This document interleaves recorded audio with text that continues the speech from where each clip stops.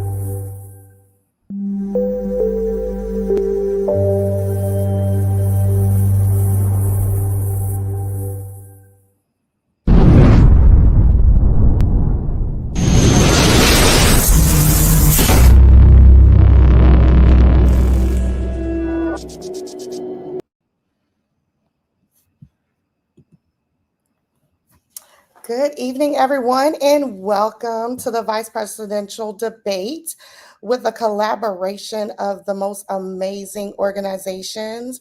We have the American Society for Public Administration. We have the National Forum for Black Public Administration. We have the Alpha Kappa Alpha sororities, and we also have Stroll to the Polls. And your host, Ms. Bailey from Sisterhood on the Go. We are excited about this evening. We are looking forward to just having a great time with each of you. We ask that you use the comments. Make sure that you put your name in the comments because we are excited to say that we actually have giveaways tonight. So make sure you put your name in the comments, and then as well, shout out where you're streaming from.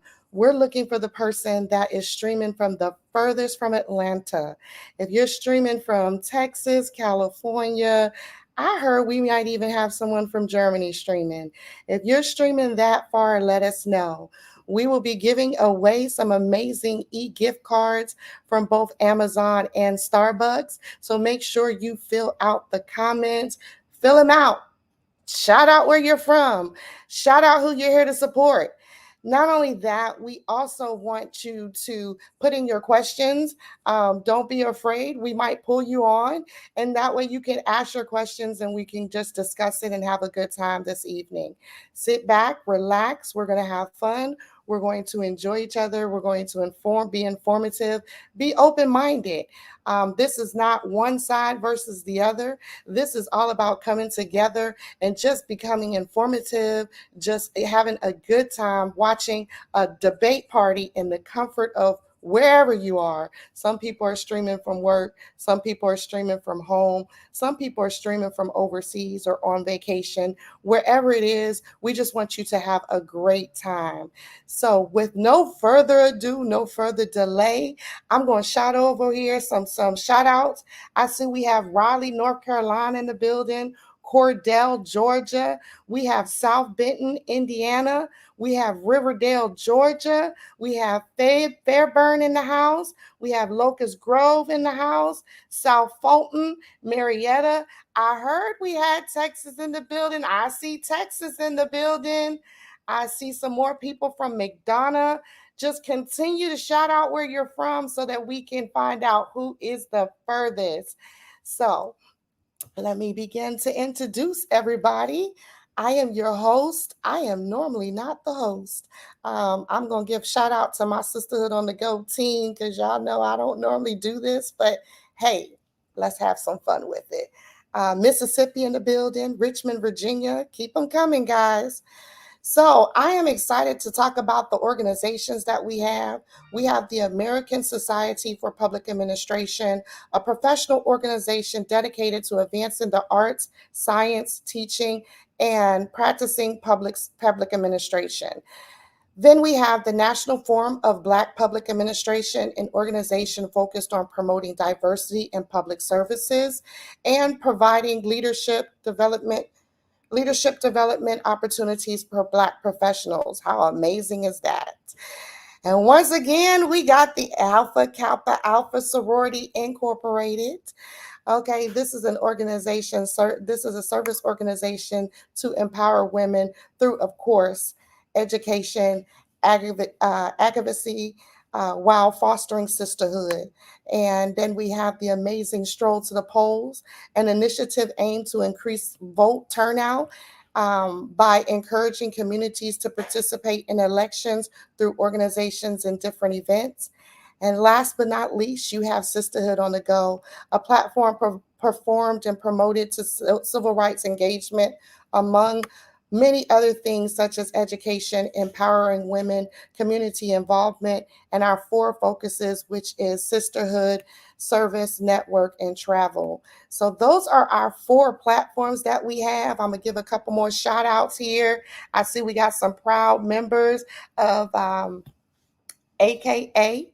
We got some proud Sisterhood on the Go members. We got some Stroll to the Pole members. We have some members from the American Society of Public Administration. We have so many members showing up. I see you guys representing. We have Douglasville in the building. I see the pink and the green hearts coming up all over. McDonough's in the building, coming straight out of the city of Atlanta. I see all you guys continue to shout out where you're coming from. I just seen a Monroe, Georgia, Hampton, Georgia. I'm trying not to miss anybody, but we're going to go ahead and introduce our amazing people that's coming to the stage. If you have any questions, remember to continue to put them inside the chat. That way I can see and we can, bring you on stage. If you're shy, no problem. We'll still ask your question and try to get some, conversation going. All right. And the furthest away so far, I think we got Texas. And what was the other furthest spot? Indiana? Yeah. So we got to do some measurements with that. Oh, I see Detroit in the building, Raleigh, North Carolina. So keep them coming, everyone. Keep them coming, everyone. So let me go ahead and introduce our first guest. And our first guest she is so amazing. She is from the American Society of Public Administration. And I want everyone, before I go any further, I want everyone to make sure you be on the lookout for an email, because Sisterhood on the Go will send contact information to these organizations so that you can begin to be a part of them, join them, follow them, learn more about them. As you can see, we're some powerhouse teams that's coming together to make a difference in our society and empowering each other. One of the advocate things that I stand for is sisterhood. And so when sisters come together, there's no stopping us.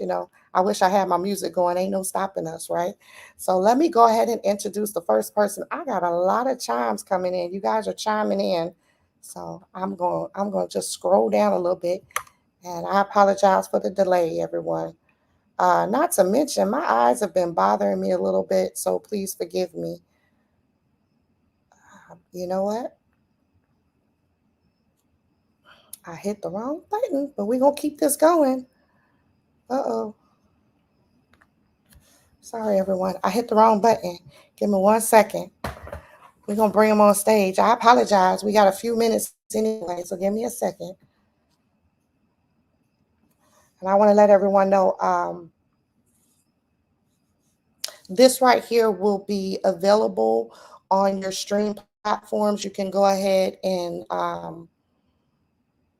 yes, you can go ahead and continue to use the YouTube link. If you want to take that link and share it on your page, you can share it on your page and it will stream live. If you have family and friends from further out, go ahead and just send the link to them. The debate starts at 9 o'clock. So have them jump on, let them know, hey, it's easy. Just come on and jump on. Okay. So just a little, housekeeping as well. I wanted just to let everyone know we all have our own opinions. So when you're in the chat, let's be respectful of everyone's opinions. And as well, let's agree to disagree would be the best way to say it. If you disagree with it, just agree to disagree with it. There's no negativity here. This is all a positive environment, a positive platform. And I will make sure you get booted out if you can't follow those directions, because we are very respectful of each other, respectful of what they choose and what they decide and their views. So we ask everyone to, if you disagree, agree to disagree. And if you support that, can I get an emoji in the chat for me, please? I see them coming in. All right. All right, I see them coming in. I see all the hearts coming in. Stockbridge is coming in. I see the Gem of Georgia dances are here. I see Riverdale is here. I see some more hearts coming in.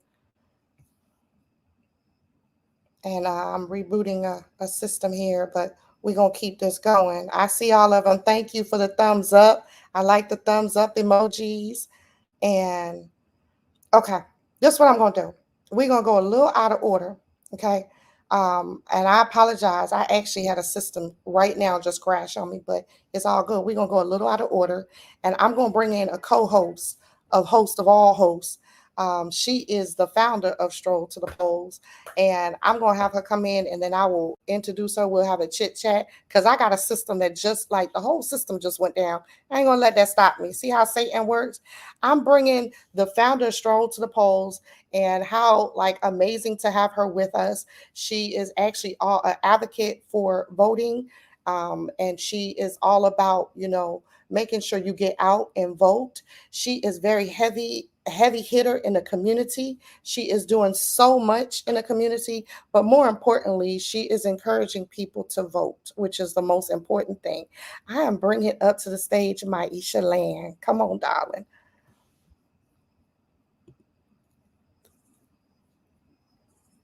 You gotta unmute you, darling. Hello, hello, hello. Thank you to Sisterhood on the Go for having us and for partnering with us. I am a believer in partnership. I am Maisha Land, the creative mind behind the Stroll to the Polls movement, where we use movement, dance, strolling as a means of encouraging people to go to the polls and vote. You know, you'll be in lines for a very long, long time this year for this election season. So, what I want you to do is to encourage you all to vote as families. A family that votes together makes change together. So I don't know if you remember this, but when I was little, my mother would get me dressed up and I would have voting outfits and we would go together and vote. Let's get back to that. Let's encourage not just current registered voters, but our youth to make sure that they're engaging and going with us. When you get to the polls in Atlanta, when you get to the polls in Texas, when you get to the polls in Indiana, listen, bring your own music if there's not something already there. But we want to encourage people to have a high spirit. We want to make sure that people know that voting is something that is celebratory, not just obligatory. It is wonderful to be able to participate in this vice presidential debate virtual watch party, to partner with fantastic organizations such as the American Society for Public Administration, the National Forum for Black Public Administrators, for Alpha Kappa Alpha Sorority Incorporated, Psi Alpha Omega chapter, which serves Clayton and Henry County. And shout out to Clayton County because we know they've changed the dynamic of the voting in the state of Georgia for the last presidential election, as well as Stroll to the Polls. I look forward to hearing your thoughts and reading your thoughts.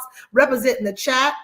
We will be sending out an initiative about how you and your families can stroll to the polls. While Stroll to the Polls was started by Greeks in the Divine Nine sororities and fraternities or historically Black Greek organizations, it is not limited because everyone, every culture, everybody dances. And so we will be sending out some videos for you to learn, some choreographed strolls for you to do together across this nation. We would love for you to join our challenge and tag us as we not only get people motivated to go to the polls and stroll to the polls, but stay in the lines at the polls. And the best way to do that is to celebrate while you're in line. So thank you so much to Sisterhood on the Go. We look forward to joining you in different initiatives that you have. You're a fantastic service organization. And thank you to our community partners, as well as the partners that sponsor this event today. And thank you for the opportunity to participate.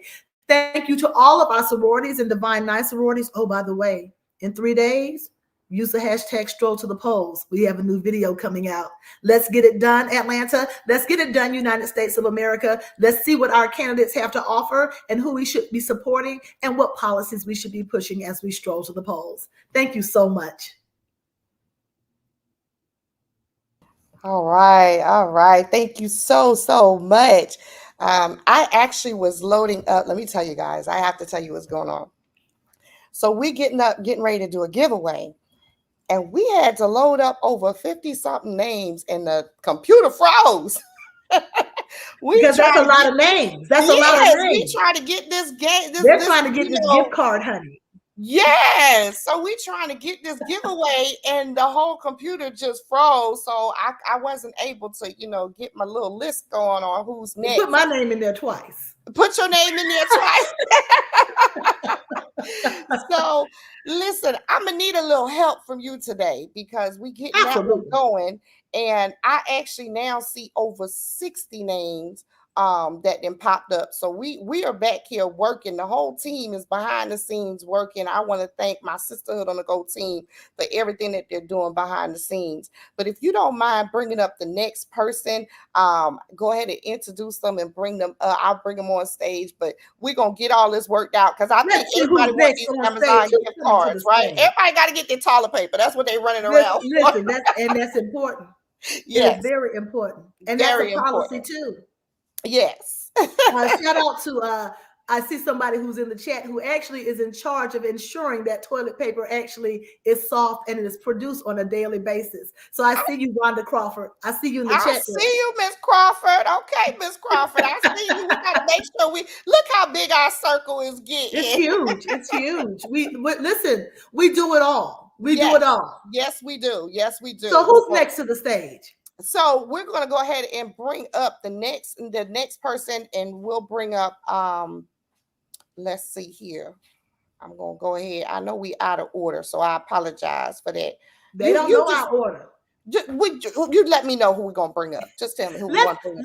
Let's since we're on the public administration tip, let's bring up the former president of ASPA Georgia and now community partner coordinator, Miss Tamika Williams. All right, Dr. all Tamika right. Williams, where is she?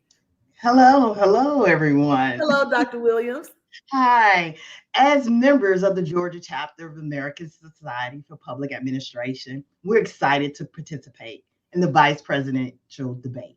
As public administrators, we are in charge of implementing the policies created by our elected officials and sponsoring programs like this to help our members at the forefront of change for our organizations, members, students, and community partners. Thank you for allowing us to be a part.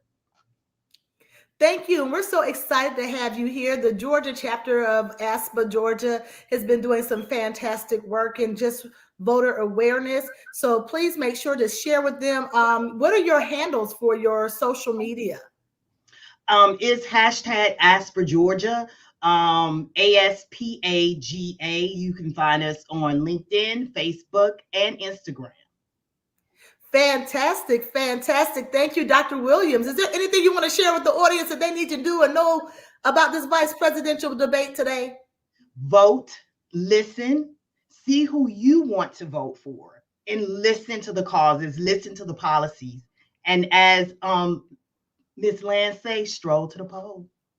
Fantastic, fantastic. Well, we're going to bring on our next sponsor or our next host for this fantastic event. We're going to stay with the theme of public administration, and we're going to bring on Heather Fatzinger. She is the current president of the Metro Atlanta chapter of the National Forum for Black Public Administrators. A friend of mine, we have known each other for a very, very long time. I would say, yes, I was 15, I think.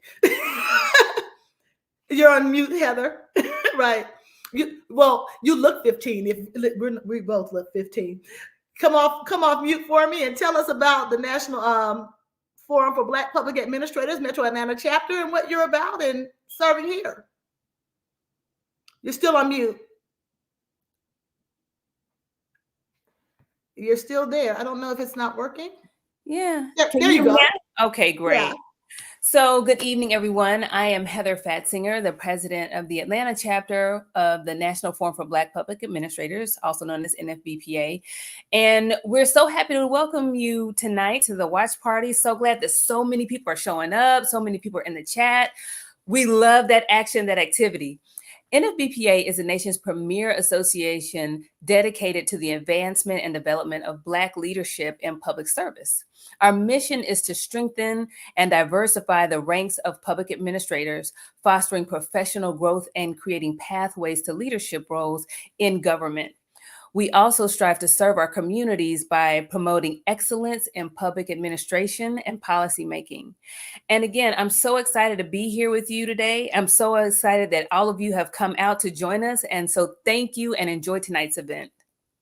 Thank you so much. So I want to take a second to go to the chat. If you're a public administrator, you're an individual who serves in federal, state, or local government. If you're an individual, right, that's us. If you're an individual also that serves with a nonprofit organization, 501c3, 501c7, 501c8, C4, you are a public administrator. Even if you're operating in a board capacity or an employment capacity, you are a public administrator. As well, if you are a professor, a teacher, an administrator in any form or fashion in any higher education, that's college, university, and technical schools, you too are a public administrator. So if you've been impacted by a public administrator, if you are a public administrator, put your capacity of how you're a public administrator in the chat and where you're a public administrator. We'd love to hear from you all at this time. Nonprofits, where are you? Public administrators in the higher education sector, where are you? And as well as local government, federal government, and state government, tell us where you are. Tell us where you work. Represent in the chat. I see the municipal government of South Fulton. I see you, Councilmember Catherine Rao. Hello, hello, hello. Let's give it up for her. Yes, I see medical examiners. They are indeed, hospitals are indeed a public administrator. Let's see you, medical examiners. I see Hall Charter School. Rockdale Tax County Commissioner has joined us. Miss Tisa Smart Washington. Hello, Tax Commissioner. How are you? She is the first Black tax commissioner of Rockdale County. I see Grady Hospital. I see Chloe Robinson and assistant professors for criminal justice at Indiana University, South Bend. Federal government, and they're honored to serve. I don't see, do we have some more public administrators? I want to give a shout out to the public administrators of FEMA and GEMA and all of the people who are working very hard, diligently behind the scenes and in front of the scenes for those who have been impacted by our most recent Hurricane Helene and all of those natural disasters that we've had taking place, as well as those who are answering the call in our public administration areas that are sometimes under celebrated when we support our first responders, our 911 callers, right? Those individuals who are handling the first response before it ever gets there. Thank you so much. I see Clayton State University, Emory University. I see special education teachers for Resurgent Halls. I see an epidemiologist here in the building. Yes, thank you all so much for all that you do in the area of public administration, and shout out to all public administrators. With that being said, we are going to give our next organization a big shout out and bring them to the floor. Well, Alpha Kappa Alpha Sorority Incorporated, Psi Alpha Omega Chapter, serving Clayton and Henry County, which is a nonprofit organization and falls in the auspices of public administration. Please come to the floor at this time. Thank you so much, Heather.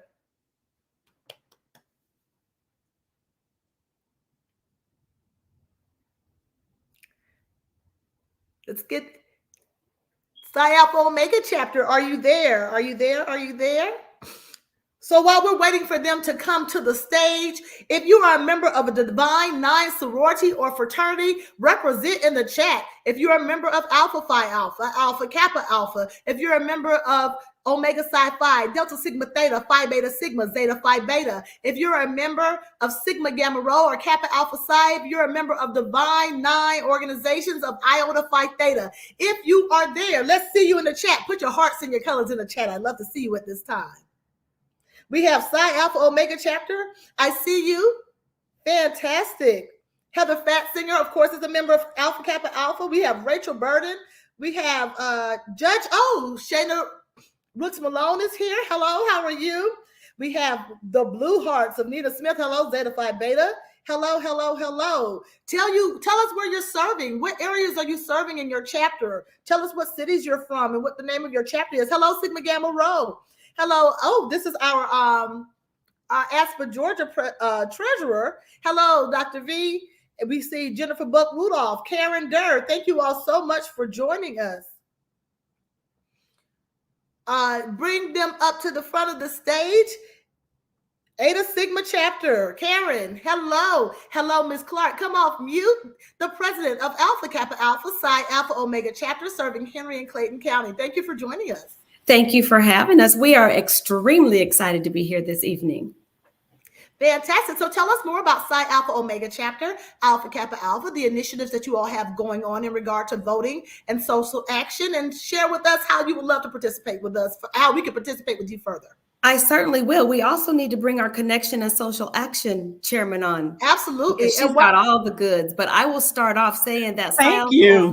Psi Alpha Omega chapter has been serving Clayton and Henry County since 2005. So we're moving into our 20th year of celebrating. But I'm not going to steal her thunder, but I will tell you we have an initiative that is to engage, mobilize, and vote. So we are educating, we are registering, getting members registered or citizens registered. We're going to get citizens to the polls, and we're going to ensure that they vote. So tonight is all about knowledge, because we know knowledge is power. And that's right. what we need to get through this election as well as into the future. So I'm going to turn it over to Dr. Tanya Calhoun, That's our right. Connection and Social Action Chairman. And put me in that role thrice, Maisha, so that I can get this gift card. Okay. All right. As our president, Shelley Clark mentioned, I am Dr. Tanya Calhoun. I am currently the Connection and Social Action Committee Chairman at in Psi Alpha Omega. And so as members of this specific committee, we equip our chapter members as well as our communities with tools, knowledge, and support to feel empowered to activate their specific voices in social advocacy and justice by promoting voter engagement, as our president mentioned, advocating for social justice, engaging in public policy efforts, and supporting women leading in public policy and advocacy. So I want our folks who are on the call tonight in the debate watch party, I want you to actively listen to these to the debate participants. I also encourage you to get involved in the chat. I want you to ask questions. I want you to have conversations. Talk about how you plan to take 4 or more to the polls. Talk about how you plan to dedicate 4 or more hours towards volunteering, phone and text banking, canvassing, and registering voters. And also talk about how you plan to educate yourself on the policies, issues, and candidates in your specific area. Remember, there might be more than just presidents on your ballot. Remember to vote down the ballot. There are specific folks in your area who are locally running, right? And so I also want you to remember to tip your waitresses. Thank you for having us here. We appreciate, just being here and co-hosting this event, and we look forward to the conversations.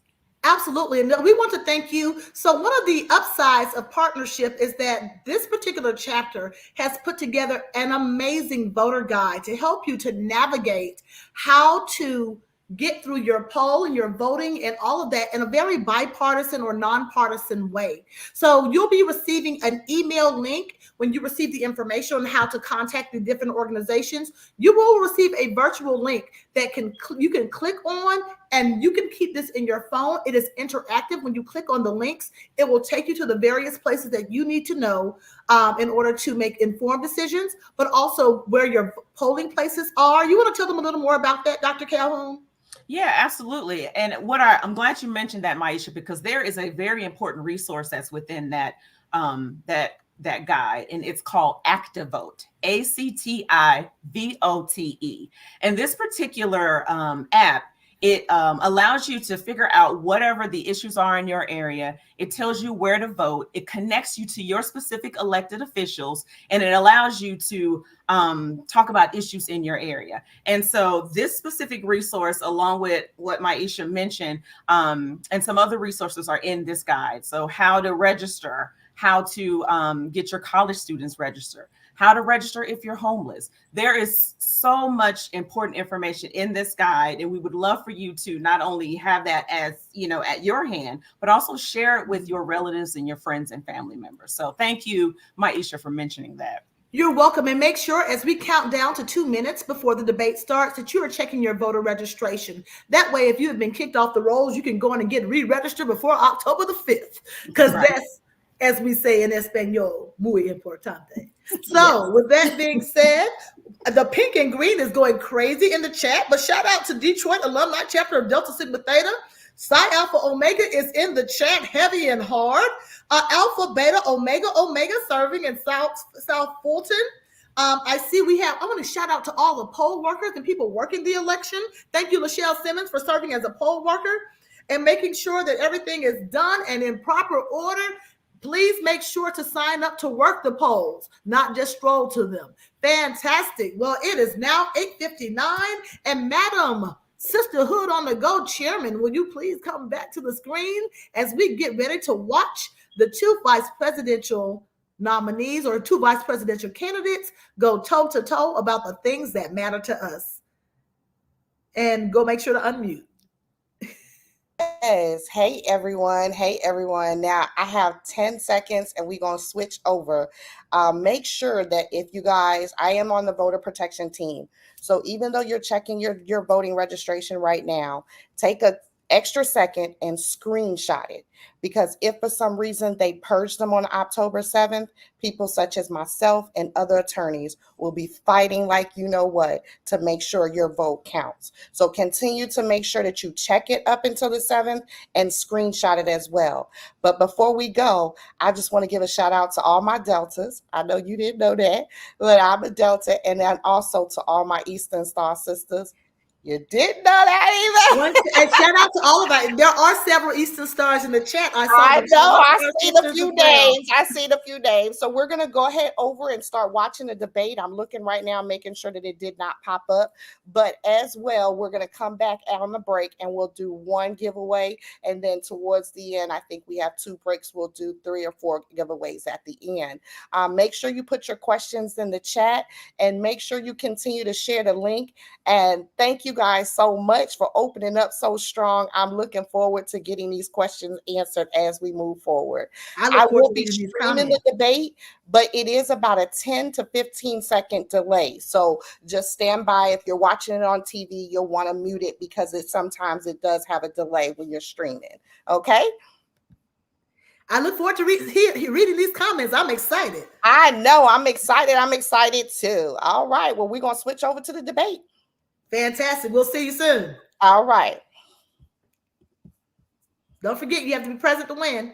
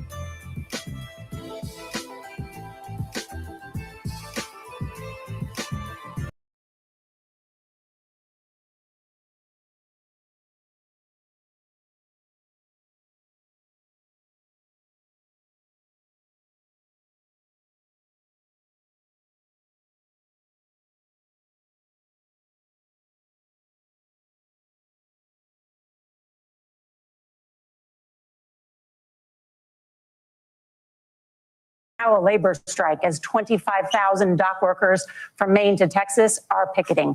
We're going to begin tonight with the Middle East. Margaret. Thank you, Nora.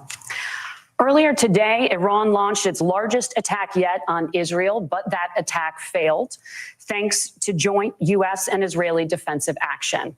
President Biden has deployed more than 40,000 U.S. military personnel and assets to that region over the past year to try to prevent a regional war.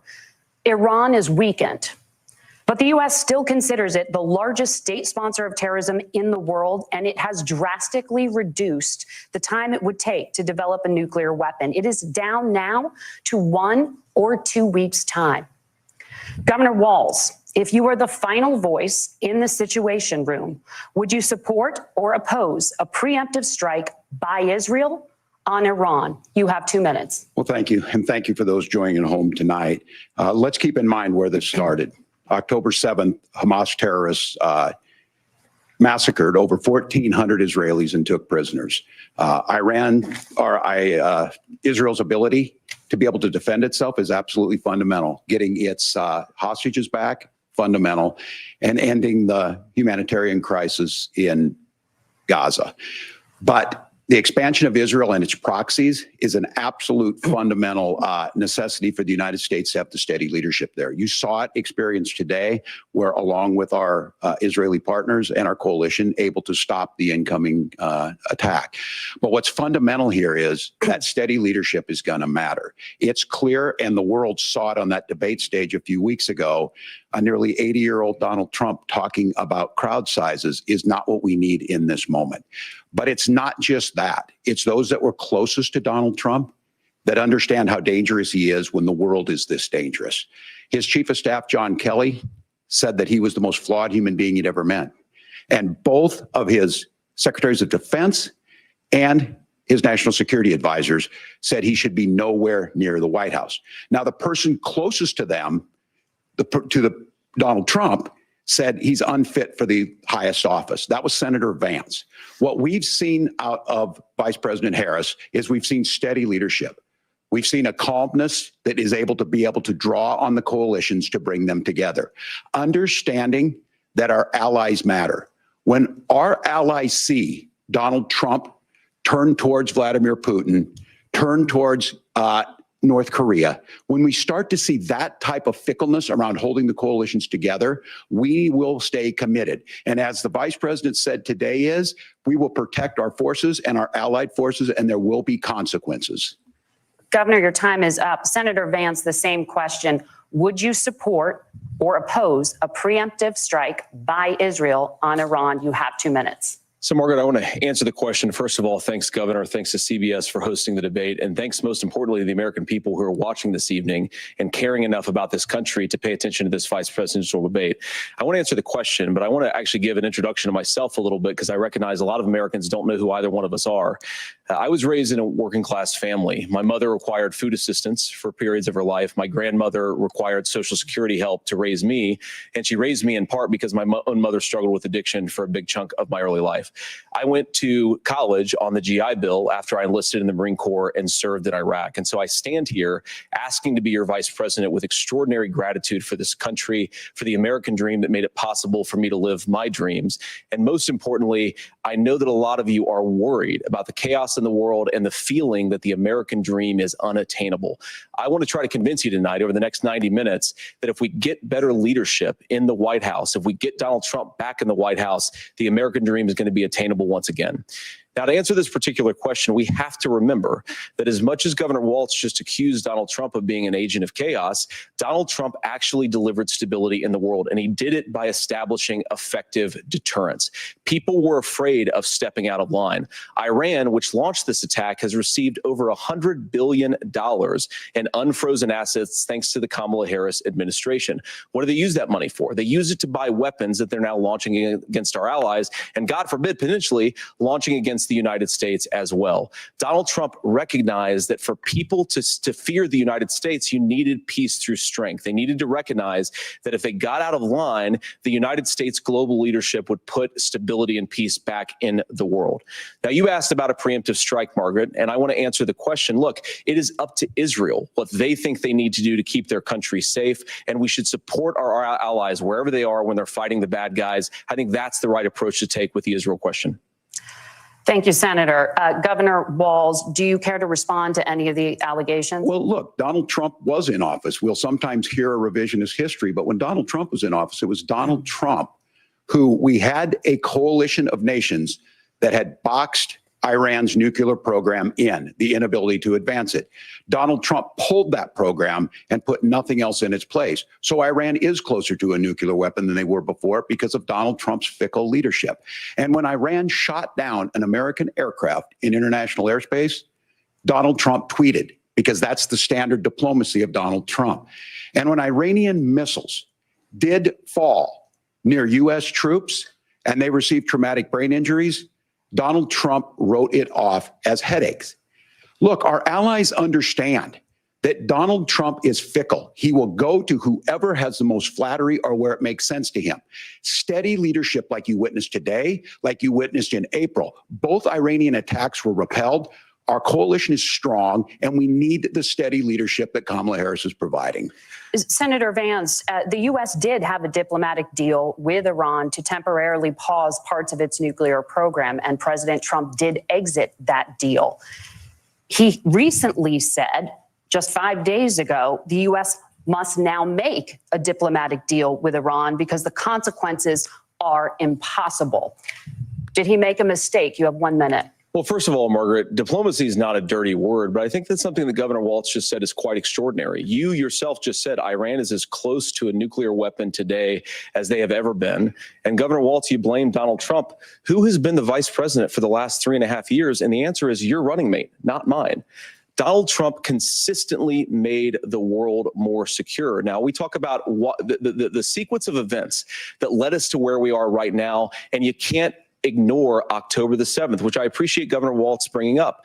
But when did Iran and Hamas and their proxies attack Israel? It was during the administration of Kamala Harris. So Governor Walz can criticize Donald Trump's tweets, but effective, smart diplomacy and peace through strength is how you bring stability back to a very broken world. Donald Trump has already done it once before. Ask yourself at home, when was the last time, I'm 40 years old, when was the last time that an American president didn't have a major conflict break out? The only answer is during the 4 years that Donald Trump was president. Gentlemen, we have a lot to get to. Nora? Margaret, thank you. Let's turn now to Hurricane Helene. The storm could become one of the deadliest on record. More than 160 people are dead and hundreds more are missing. Scientists say climate change makes these hurricanes larger, stronger, and more deadly because of the historic rainfall. Senator Vance, according to CBS News polling, 7 in 10 Americans and more than 60% of Republicans under the age of 45 favor the U.S. taking steps to try and reduce climate change. Senator, what responsibility would the Trump administration have to try and reduce the impact of climate change? I'll give you 2 minutes. Sure. So first of all, let's start with the hurricane, because it's an unbelievable, unspeakable human tragedy. I just saw today actually a photograph of 2 grandparents on a roof with a 6-year-old child, and it was the last photograph ever taken of them because the roof collapsed and those innocent people lost their lives. And I'm sure Governor Walz joins me in saying our hearts go out to those innocent people, our prayers go out to them, and we want as robust and aggressive as a federal response as we can get to save as many lives as possible. And then, of course, afterwards, to help the people in those communities rebuild. I mean, these are communities that I love. Some of them I know very personally in Appalachia, all across the Southeast. They need their government to do their job. And I commit that when Donald Trump is president again, the government will put the citizens of this country first when they suffer from a disaster. Now, Nora, you asked about climate change. I think this is a very important issue. Look, a lot of people are justifiably worried about all these crazy weather patterns. I think it's important for us, first of all, to say Donald Trump and I support clean air, clean water. We want the environment to be cleaner and safer. But one of the things that I've noticed some of our Democratic friends talking a lot about is a concern about carbon emissions, this idea that carbon emissions drives all of the climate change. Well, let's just say that's true, just for the sake of argument, so we're not arguing about weird science. Let's just say that's true. Well, if you believe that, what would you want to do? The answer is that you'd want to reshore as much American manufacturing as possible, and you'd want to produce as much energy as possible in the United States of America, because we're the cleanest economy in the entire world. What have Kamala Harris's policies actually led to? More energy production in China, more manufacturing overseas, more doing business in some of the dirtiest parts of the entire world. And when I say that, I mean the amount of carbon emissions they're doing per unit of economic output. So if we actually care about getting cleaner air and cleaner water, the best thing to do is to double down and invest in American workers and the American people. And unfortunately, Kamala Harris has done exactly the opposite. Governor Walz, you have 2 minutes to respond. Well, we got close to an agreement because all those things are happening. Look, first of all, it is a horrific tragedy with this hurricane. And my heart goes out to the folks that are down there in contact with the governors. I serve as co-chair of the Council of Governors as we work together on these emergency managements. Governors know no partisanship. They work together. So all of the governors and the emergency responders are on the ground. Those happen on the front end. The federal government comes in, makes sure they're there to that we recover, but we're still in that phase where we need to make sure that they're staying there, staying focused. Now, look, coming back to the climate change issue, there's no doubt this thing roared onto the scene faster and stronger than anything we've seen. Senator Vance has said that there's a climate problem in the past. Donald Trump called it a hoax.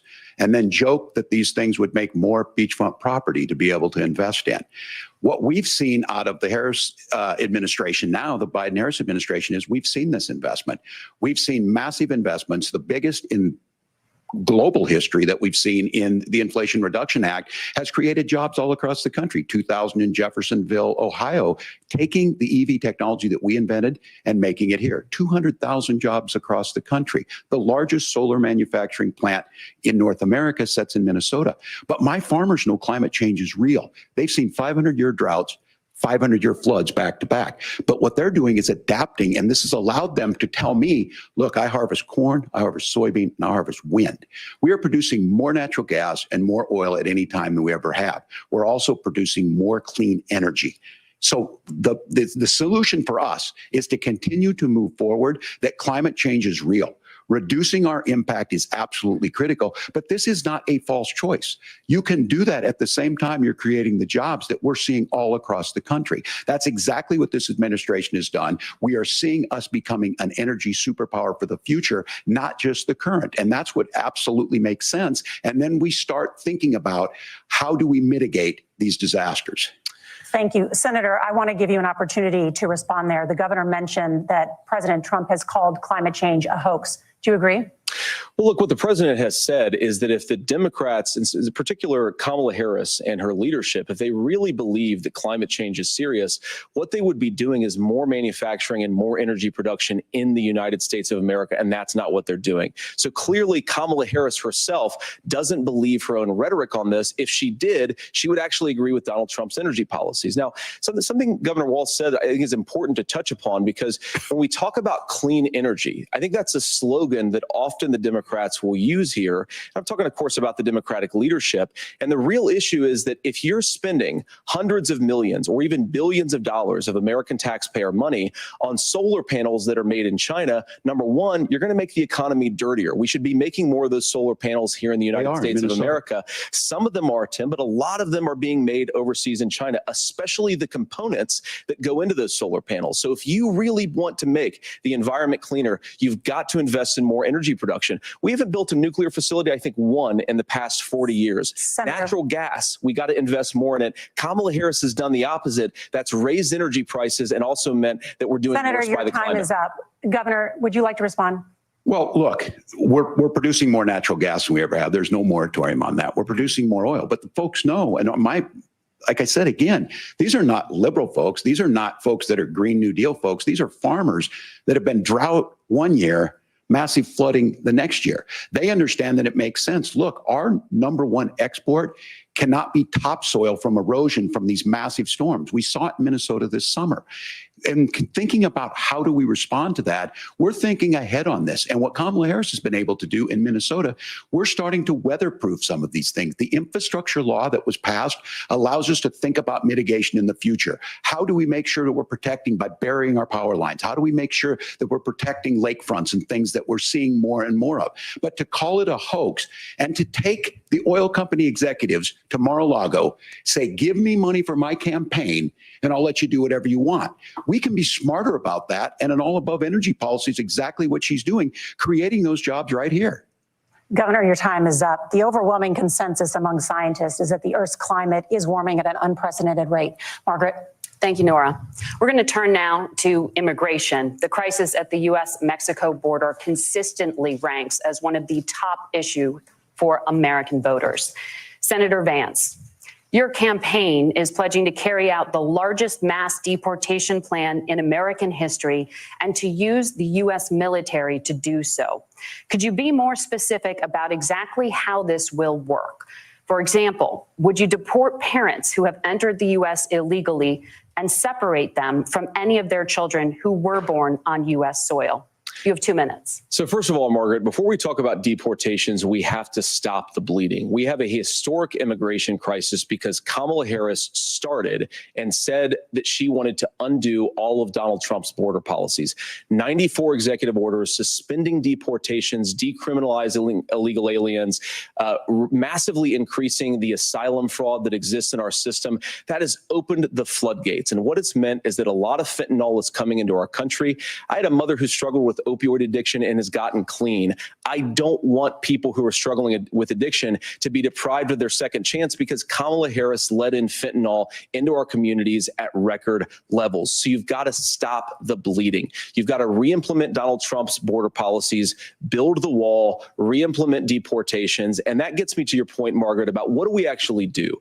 So we've got 25 million illegal aliens who are here in the country. What do we do with them? I think the first thing that we do is we start with the criminal migrants. About 1 million of those people have committed some form of crime in addition to crossing the border illegally. I think you start with deportations on those folks. And then I think you make it harder for illegal aliens to undercut the wages of American workers. A lot of people will go home if they can't work for less than minimum wage in our own country. And by the way, that'll be really good for our workers who just want to earn a fair wage for doing a good day's work. And the final point, Margaret, is you ask about family separation. Right now in this country, Margaret, we have 320,000 children that the Department of Homeland Security has effectively lost. Some of them have been sex trafficked. Some of them hopefully are at homes with their families. Some of them have been used as drug trafficking mules. The real family separation policy in this country is unfortunately Kamala Harris's wide open southern border. And I'd ask my fellow Americans to remember when she came into office, she said she was going to do this. Real leadership would be saying, you know what, I screwed up. We're going to go back to Donald Trump's border policies. I wish that she would do that. It would be good for all of us. Governor, do you care to respond to any of those specific allegations, including that the vice president is, quote, letting in fentanyl and using kids as drug mules, among other things regarding children? The drug mule is not true, but I will say about this, about the fentanyl, because this is a crisis of this, the opioid crisis. And the good news on this is the last 12 months saw the largest decrease in opioid deaths in our nation's history, 30% decrease in Ohio, but there's still more work to do. But let's go back to this on immigration. Kamala Harris was the attorney general of the largest state and a border state in California. She's the only person in this race who prosecuted transnational gangs for human trafficking and drug interventions. But look, we all want to solve this.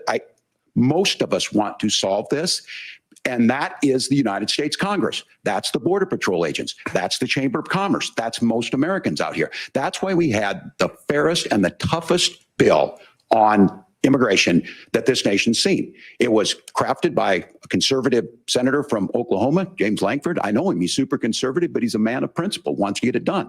Democrats and Republicans worked on this piece of legislation. The Border Patrol said, this is what we need in here. These are the experts. And the Chamber of Commerce and the Wall Street Journal said, pass this thing. Kamala Harris helped get there.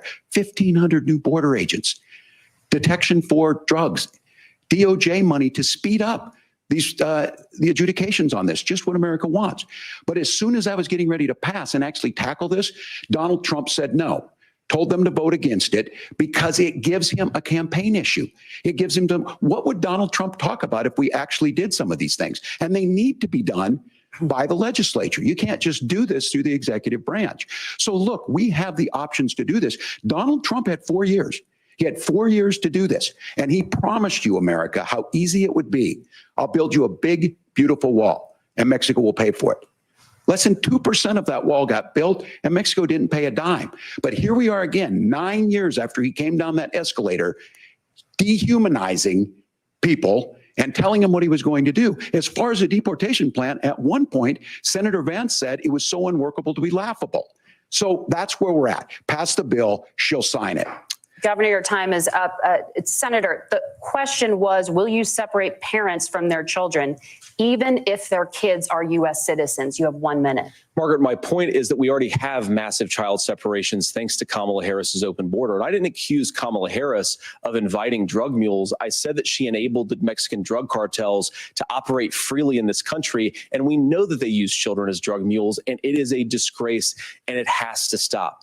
Look, I think what Tim said just doesn't pass the smell test. For 3 years, Kamala Harris went out bragging that she was going to undo Donald Trump's border policy. She did exactly that. We had a record number of illegal crossings. We had a record number of fentanyl coming into our country. And now that she's running for president, or a few months before, she says that somehow she got religion and cared a lot about a piece of legislation. The only thing that she did when she became the vice president, when she became the appointed border czar, was to undo 94 Donald Trump executive actions that opened the border. This problem is leading to massive problems in the United States of America. Parents who can't afford health care, schools that are overwhelmed. It's got to stop, and it will when Donald Trump is president Senator, again. your time is up. Governor, what about our CBS News polling, which does show that a majority of Americans, more than 50%, support mass deportations? Look, we fix this issue with a bill that is necessary, but the issue on this is what happens when you don't want to solve it. You demonize it. And we saw this, and Senator Vance, and it surprises me on this, talking about and saying, I will create stories to bring attention to this. That vilified a large number of people who were here legally in the community of Springfield. The Republican governor said, it's not true, don't do it. There's consequences for this. There's consequences. We could come together. Senator Langford did it. We could come together and solve this if we didn't let Donald Trump continue to make it an issue. And the consequences in Springfield were the governor had to send state law enforcement to escort kindergartners to school. I believe Senator Vance wants to solve this, but by standing with Donald Trump and not working together to find a solution, it becomes a talking point. And when it becomes a talking point like this, we dehumanize and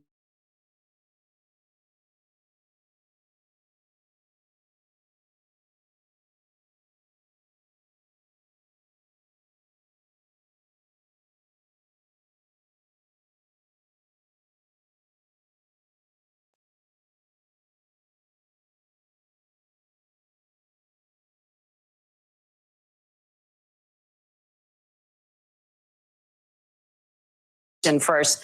The governor has made the point, and I think as a sitting lawmaker, you know that Congress controls the purse strings and any funding. So you have said repeatedly that Donald Trump would, through executive action, solve this. Do you disagree that Congress controls the purse strings and would need to support many of the changes that you would actually want to implement? You have 1 minute. Look, Margaret, first of all, the gross majority of what we need to do at the southern border is just empowering law enforcement to do their job. I've been to the southern border more than our borders are. Kamala Harris has been, and it's actually heartbreaking because the Border Patrol agents, they just want to be empowered to do their job. Of course, additional resources would help, but most of this is about the president and the vice president empowering our law enforcement to say, if you try to come across the border illegally, you've got to stay in Mexico, you've got to go back through proper channels.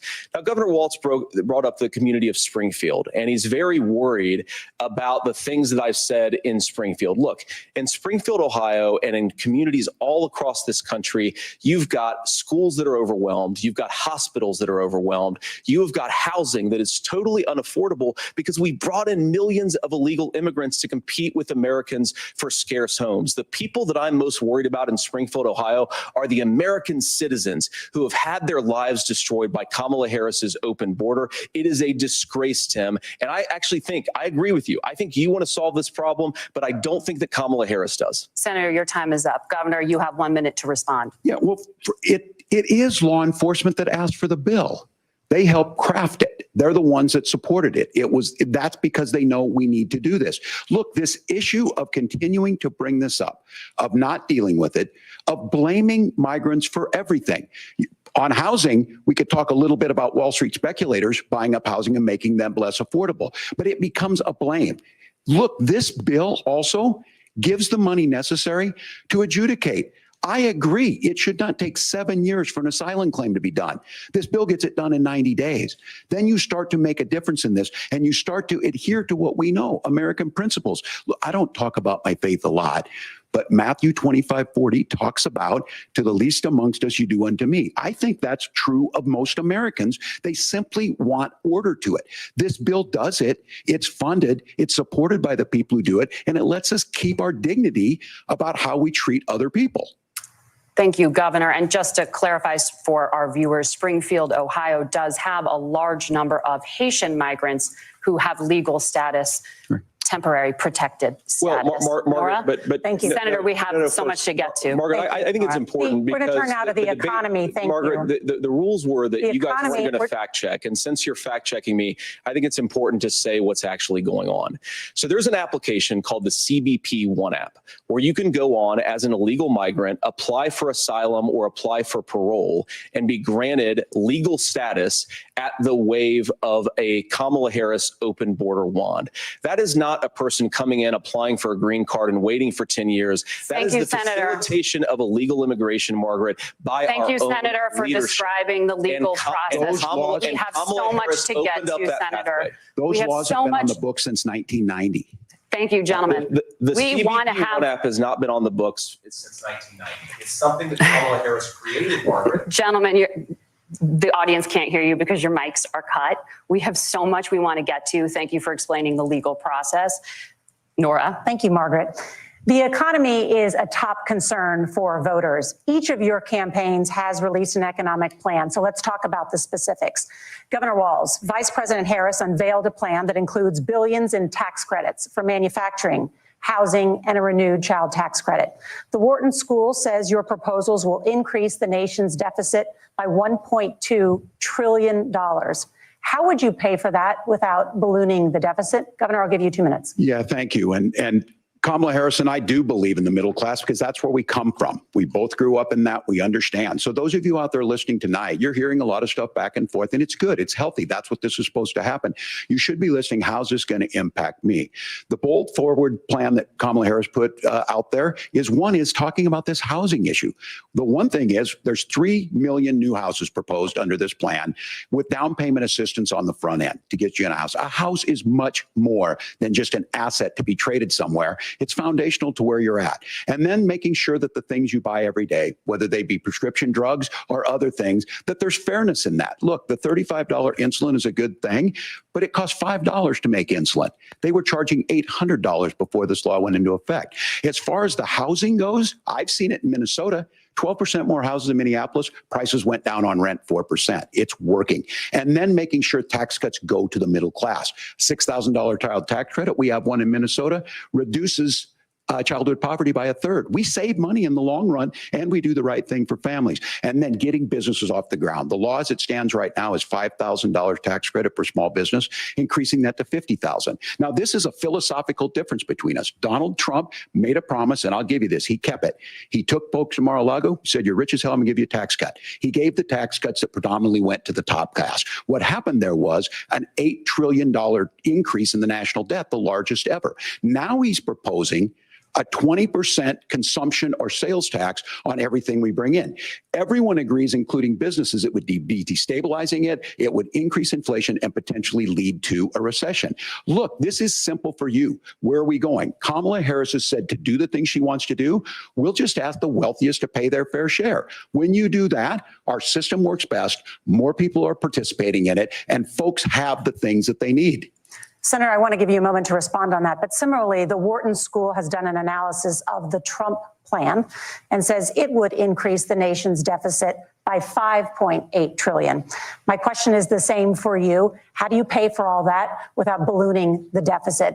I'll give you 2 minutes. Well, first of all, you're going to hear a lot from Tim Walz this evening, and you just heard it in the answer, a lot of what Kamala Harris proposes to do. And some of it, I'll be honest with you, it even sounds pretty good. Here's what you won't hear, is that Kamala Harris has already done it because she's been the vice president for 3.5 years. She had the opportunity to enact all of these great policies. And what she's actually done instead is drive the cost of food higher by 25%, drive the cost of housing higher by about 60%. Open the American southern border and make middle-class life unaffordable for a large number of Americans. If Kamala Harris has such great plans for how to address middle-class problems, then she ought to do them now, not when asking for a promotion, but in the job the American people gave her 3.5 years ago. And the fact that she isn't tells you a lot about how much you can trust her actual plans. Now, Donald Trump's economic plan is not just a plan, but it's also a record. A lot of those same economists attack Donald Trump's plan, and they have PhDs, but they don't have common sense and they don't have wisdom, because Donald Trump's economic policies delivered the highest take-home pay in a generation in this country, 1.5% inflation, and to boot, peace and security all over the world. So when people say that Donald Trump's economic plan doesn't make sense, I say, look at the record. He delivered rising take-home pay for American workers. Now, Tim admirably admits that they want to undo the Trump tax cuts. But if you look at what was so different about Donald Trump's tax cuts, even from previous Republican tax cut plans, is that a lot of those resources went to giving more take-home pay to middle class and working class Americans. It was passed in 2017, and you saw an American economic boom unlike we've seen in a generation in this country. That is a record that I'm proud to run on, and we're going to get back to that common sense wisdom so that you can afford to live the American dream again. I know a lot of you are struggling. I know a lot of you are worried about paying the bills. It's going to stop when Donald Trump brings back common sense to this country. Governor, do you want to respond to that? What has Kamala Harris done for the middle class? Yeah, well, Kamala Harris's day one was Donald Trump's failure on COVID that led to the collapse of our economy. We were already before COVID in a manufacturing recession, but 10 million people out of work, largest percentage since the Great Depression. 9 million jobs closed on that. That was day one, whether it was the Infrastructure Act or other things we moved. Now, you made a question about experts, said this. I've made a note of this. Economists can't be trusted. Science can't be trusted. National security folks can't be trusted. Look, if you're going to be president, you don't have all the answers. Donald Trump believes he does. My pro tip of the day is this. If you need heart surgery, listen to the people at the Mayo Clinic in Rochester, Minnesota, not Donald Trump. And the same thing goes with this. And I ask you out there, teachers, nurses, truck drivers, whatever, how is it fair that you're paying your taxes every year and Donald Trump hasn't paid any federal tax in the last 15 years, and the last year as president? That's what's wrong with the system. There's a way around it, and he's bragged about that. We're just asking for fairness in it, and that's all you want. You have a minute. Governor, you say trust the experts. But those same experts for 40 years said that if we shipped our manufacturing base off to China, we'd get cheaper goods. They lied about that. They said if we shipped our industrial base off to other countries, to Mexico and elsewhere, it would make the middle class stronger. They were wrong about that. They were wrong about the idea that if we made America less self-reliant, less productive in our own nation, that it would somehow make us better off, and they were wrong about it. And for the first time in a generation, Donald Trump had the wisdom and the courage to say to that bipartisan consensus, we're not doing it anymore. We're bringing American manufacturing back. We're unleashing American energy. We're going to make more of our own stuff. And this isn't just an economic issue. I mean, I've got 3 beautiful little kids at home, 7, 4, and 2, and I love them very much, and I hope they're in bed right now. But look, so many of the drugs, the pharmaceuticals that we put in the bodies of our children are manufactured by nations that hate us. This has to stop. And we're not going to stop it by listening to experts. We're going to stop it by listening to common sense wisdom, which is what Donald Trump governed on. Senator, your time is up. Governor Walz, can you address that? I mean, voters say they trust Donald Trump on the economy more. Why? Well, if you're listening tonight and you want billionaires to get tax cuts, you heard what the numbers were. Look, I'm a union guy on this. I'm not a guy who wanted to ship things overseas, but I understand that, look, we produce soybeans and corn. We need to have fair trading partners. That's something that we believe in. I think the thing that most concerns me on this is Donald Trump was the guy who created the largest trade deficit in American history with China. So the rhetoric is good. Much of what the senator said right there, I'm in agreement with him on this. I watched it happen too. I watched it to my communities, and we talked about that. But we had people undercutting the right to collectively bargain. We had right to work states made it more difficult. We had companies that were willing to ship it over, and we saw people profit. Folks that are venture capital in some cases, putting money into companies that were overseas. We're in agreement that we bring those home. The issue is Donald Trump is talking about it. Kamala Harris has a record, 250,000 more manufacturing jobs just out of the IRA. May I respond to that? Yes. So appreciate that. So if you notice, what Governor Walz just did is he said, first of all, Donald Trump has to listen to the experts. And then when he acknowledged that the experts screwed up, he said, well, Donald Trump didn't do nearly as good of a job as the statistics that's a gross generalization. that he did. So what Tim Walz is doing, and I honestly, Tim, I think you got a tough job here, because you've got to play whack-a-mole. You've got to pretend that Donald Trump didn't deliver rising take-home pay, which of course he did. You've got to pretend that Donald Trump didn't deliver lower inflation, which of course he did. And then you've simultaneously got to defend Kamala Harris's atrocious economic record, which has made gas, groceries, and housing unaffordable for American citizens. I was raised by a woman who would sometimes go into medical debt so that she could put food on the table in our household. I know what it's like to not be able to afford the things that you need to afford. We can do so much better. To all of you watching, we can get back to an America that's affordable again. We just got to get back to common sense economic principles. I hope we have a conversation on healthcare then. Senator, Governor. Please. Thank you. Margaret? We have a lot to get to ahead, gentlemen, on many topics. But right now, I want to talk about personal qualifications. The vice president is often the last voice the president hears before making consequential decisions. We want to ask you about your leadership qualities. Governor Walz, you said you were in Hong Kong during the deadly Tiananmen Square protests in the spring of 1989. But Minnesota Public Radio and other media outlets are reporting that you actually didn't travel to Asia until August of that year. Can you explain that discrepancy? Yeah, well, and to the folks out there who didn't get at the top of this, look, I grew up in small rural Nebraska, town of 400, town that you rode your bike with your buddies till the streetlights come on, and I'm proud of that service. I joined the National Guard at 17, worked on family farms, and then I used the GI Bill to become a teacher, passionate about it, a young teacher. My first year out, I got the opportunity in the summer of '89 to travel to China. 35 years ago, be able to do that. I came back home and then started a program to take young people there. We would take basketball teams, we would take baseball teams, we would take dancers, and we would go back and forth to China. The issue for that was to try and learn. Now, look, my community knows who I am. They saw where I was at. Look, I will be the first to tell you, I have poured my heart into my community. I've tried to do the best I can, but I've not been perfect. And I'm a knucklehead at times, but it's always been about that. Those same people elected me to Congress for 12 years. And in Congress, I was one of the most bipartisan people, working on things like farm bills that we got done, working on veterans benefits. And then the people of Minnesota were able to elect me to governor twice. So look, my commitment has been from the beginning to make sure that I'm there for the people, to make sure that I get this right. I will say more than anything, many times I will talk a lot. I will get caught up in the rhetoric, but being there, the impact it made, the difference it made in my life, I learned a lot about China. I hear the critiques of this. I would make the case that Donald Trump should have come on one of those trips with us. I guarantee you he wouldn't be praising Xi Jinping about COVID. And I guarantee you he wouldn't start a trade war that he ends up losing. So this is about trying to understand the world. It's about trying to do the best you can for your community. And then it's putting yourself out there and letting your folks understand what it is. My commitment, whether it be through teaching, which I was good at, or whether it was being a good soldier or was being a good member of Congress, those are the things that I think are the values that people care about. Governor, just to follow up on that, the question was, can you explain the discrepancy? All I said on this was I got there that summer and misspoke on this. So I will just, that's what I've said. So I was in Hong Kong and China during the democracy protests went in. And from that, I learned a lot of what needed to be in governance. Thank you, Governor. Senator Vance, in 2016, you called your running mate, Donald Trump, unfit for the nation's highest office, and you said he could be America's Hitler.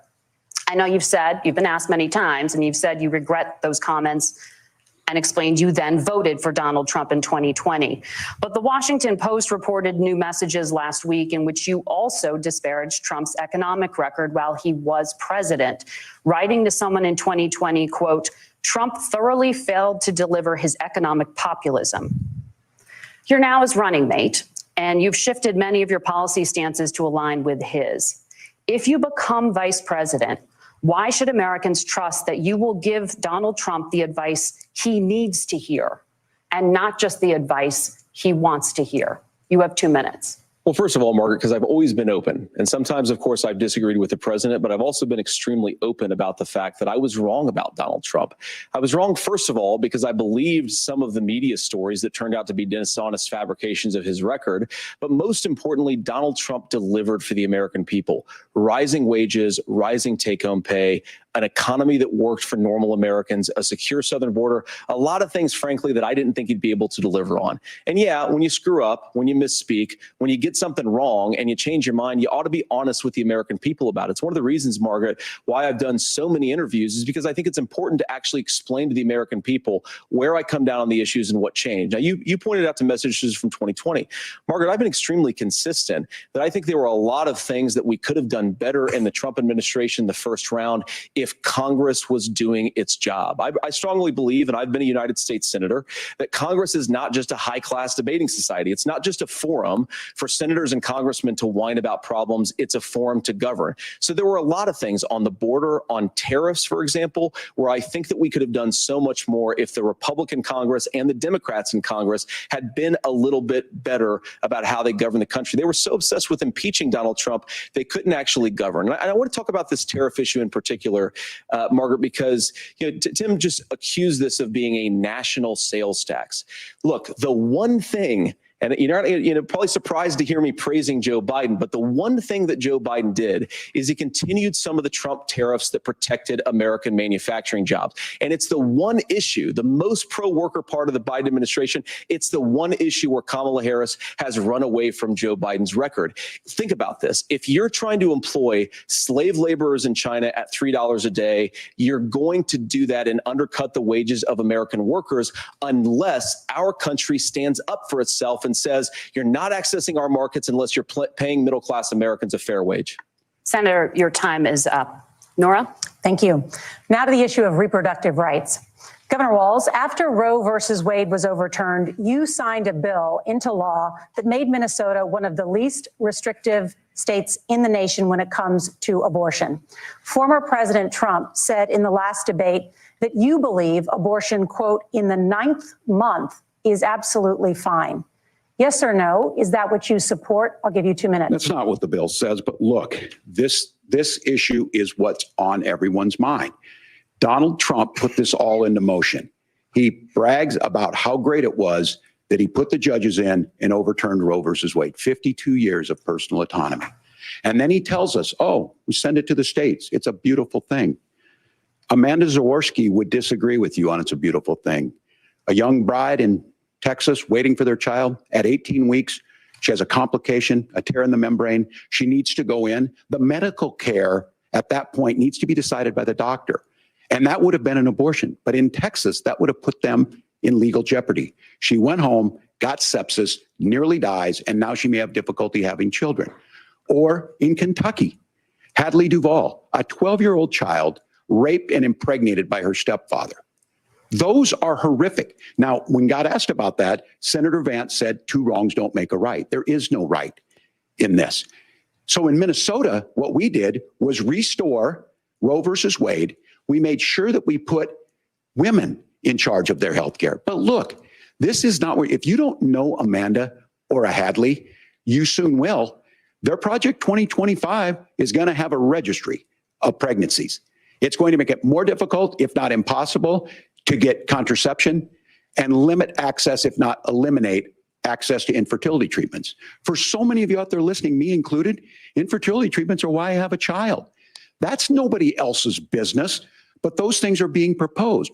And the catch-all on this is, well, the states will decide what's right for Texas might not be right for Washington. That's not how this works. This is basic human right. We have seen maternal mortality skyrocket in Texas, outpacing many other countries in the world. This is about healthcare. In Minnesota, we are ranked first in healthcare for a reason. We trust women, we trust doctors. Senator, do you want to respond to the governor's claim? Will you create a federal pregnancy monitoring agency? No, Nora, certainly we won't. And I want to talk about this issue because I know a lot of Americans care about it, and I know a lot of Americans don't agree with everything that I've ever said on this topic. And, I grew up in a working class family in a neighborhood where I knew a lot of young women who had unplanned pregnancies and decided to terminate those pregnancies because they feel like they didn't have any other options. And, one of them is actually very dear to me. And I know she's watching tonight, and I love you. And she told me something a couple years ago that she felt like if she hadn't had that abortion, that it would have destroyed her life because she was in an abusive relationship. And I think that what I take from that as a Republican who proudly wants to protect innocent life in this country, who proudly wants to protect the vulnerable, is that my party, we've got to do so much better of a job at earning the American people's trust back on this issue where they frankly just don't trust us. And I think that's one of the things that Donald Trump and I are endeavoring to do. I want us as a Republican Party to be pro-family in the fullest sense of the word. I want us to support fertility treatments. I want us to make it easier for moms to afford to have babies. I want it to make it easier for young families to afford a home so they can afford a place to raise that family. And I think there's so much that we can do on the public policy front just to give women more options.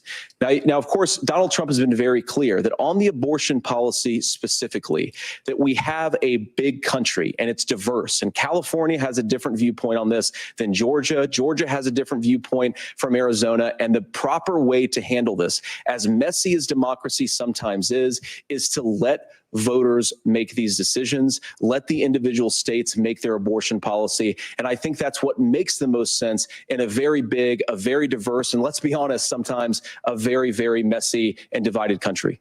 Governor, would you like to respond and also answer the question about restrictions? Yeah, well, the question got asked and Donald Trump made the accusation that wasn't true about Minnesota. Well, let me tell you about this idea that there's diverse states. There's a young woman named Amber Thurman. She happened to be in Georgia, a restrictive state. Because of that, she had to travel a long distance to North Carolina to try and get her care. Amber Thurman died in that journey back and forth. The fact of the matter is, how can we as a nation say that your life and your rights, as basic as the right to control your own body, is determined on geography? There's a very real chance, had Amber Thurman lived in Minnesota, she would be alive today. That's why the restoration of Roe versus Wade. When you listen to Vice President Harris talk about this subject and you hear me talk about it, you hear us talking exactly the same. Donald Trump is trying to figure out how to get the political right of this. I agree with a lot of what Senator Vance said about what's happening. His running mate, though, does not, and that's the problem.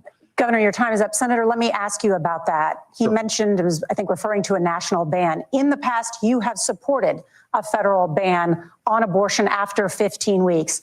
In fact, you said if someone can't support legislation like that, quote, you are making the United States the most barbaric pro-abortion regime anywhere in the entire world. My question is, why have you changed your position? Well, Nora, first of all, I never supported a national ban. I did when I was running for Senate in 2022, talk about setting some minimum national standard. For example, we have a partial birth abortion ban in place in this country at the federal level. I don't think anybody's trying to get rid of that, or at least I hope not, though I know that Democrats have taken a very radical pro-abortion stance. But Nora, you know, one of the things that changed is in the state of Ohio, we had a referendum in 2023, and the people of Ohio voted overwhelmingly, by the way, against my position. And I think that what I learned from that, Nora, is that we've got to do a better job at winning back people's trust. So many young women would love to have families. So many young women also see an unplanned pregnancy as something that's going to destroy their livelihood, destroy their education, destroy their relationships. And we have got to earn people's trust back. And that's why Donald Trump and I are committed to pursuing pro-family policies, making childcare more accessible, making fertility treatments more accessible, because we've got to do a better job at that. And that's what real leadership is. Governor, your response. Well, I'm going to respond on the pro-abortion piece of that. No, we're not. We're pro-women. We're pro-freedom to make your own choice. We know what the implications are to not be that. Women having miscarriages, women not getting the care, physicians feeling like they may be prosecuted for providing that care. And as far as making sure that we're educating our children and giving them options, Minnesota's a state with one of the lowest teen pregnancy rates. We understand that too. We know that the options need to be available, and we make that true. We also make it, we're a top 3 state for the best place to raise children. But these two things, to try and say that we're pro-children, but we don't like this, or you guys are pro-abortion, that's not the case at all. We are pro-freedoms for women to make their choices, and we're going, and Kamala Harris is making the case, to make options for children more affordable, a $6,000 child tax credit, but we're not going to base that on the backs of making someone like Amber Thurman drive 600 miles to try and get health care. Senator. May I respond to that? First of all, Governor, I agree with you. Amber Thurman should still be alive, and there are a lot of people who should still be alive, and I certainly wish that she was. And maybe you're free to disagree with me on this and explain this to me, but as I read the Minnesota law that you signed into law, the statute that you signed into law, it says that a doctor who presides over an abortion where the baby survives, the doctor is under no obligation to provide life-saving care to a baby who survives a botched late-term abortion. That is, I think, That's whether not you're true. pro-choice or That's not how the law pro-abortion, is. that is fundamentally barbaric. And that's why I use that word, Nora, is because some of what we've seen, do you want to force Catholic hospitals to perform abortions against their will? Because Kamala Harris has supported suing Catholic nuns to violate their freedom of conscience. We can be a big country where we respect people's freedom of conscience and make the country more pro-baby and pro-family. Please respond. Look, this is all thing there. This is a very simple proposition. These are women's decisions to make about their healthcare decisions, and the physicians who know best when they need to do this. Trying to distort the way a law is written to try and make a point, that's not it at all. What was I wrong This about, was- Governor? Please tell me, what was I wrong That is about? not the way the law is written. Look, I've given But this, how? I've given this advice on a lot of things, that getting involved, getting engaged, that's been misread, and it was fact-checked at the last debate. But the point on this is there's a continuation of these guys to try and tell women or to get involved. I use this line on this, just mind your own business on this. Things work best when Roe versus Wade was in place. When we do a restoration of Roe, that works best. That doesn't preclude us from increasing funding for children. It doesn't increase us from making sure that once that child's born, like in Minnesota, they get meals, they get early childhood education, they get health care. So the hiding behind we're going to do all these other things when you're not proposing them in your budget. Kamala Harris is proposing them. She's proposing all those things to make life easier for families. I asked a specific question, Governor. You gave me a slogan as a response. It's not the case. It's not true. That's not what the law says. So they fact-checked it with President Trump. Gentlemen, there's a lot to discuss. We have to move on, and we're going to be right back with much more of the CBS News vice presidential debate in just a moment.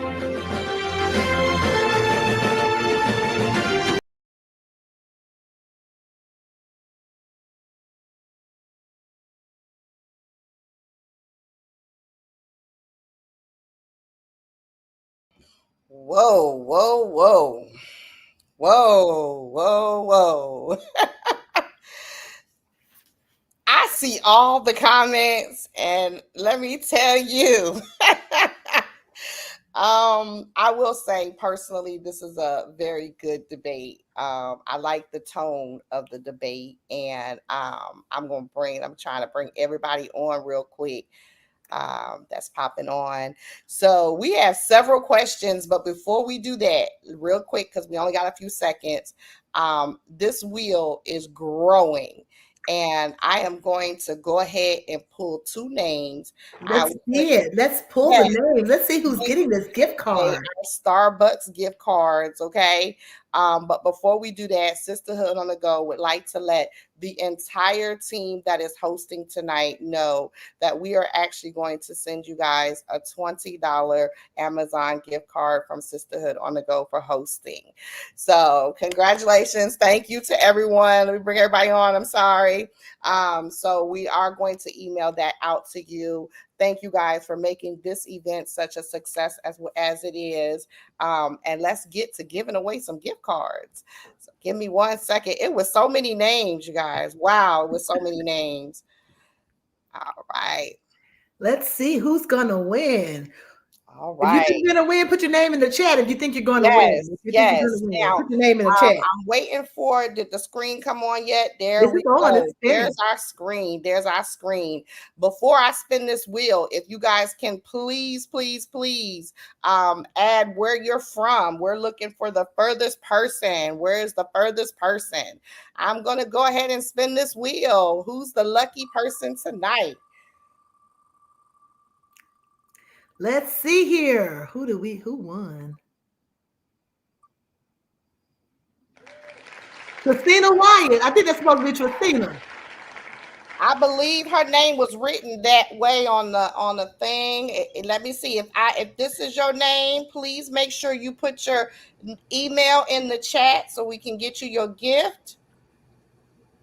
I'm gonna pull for the second one. I'll pull for the second one because I know we only got a few seconds. Y'all ready? And go.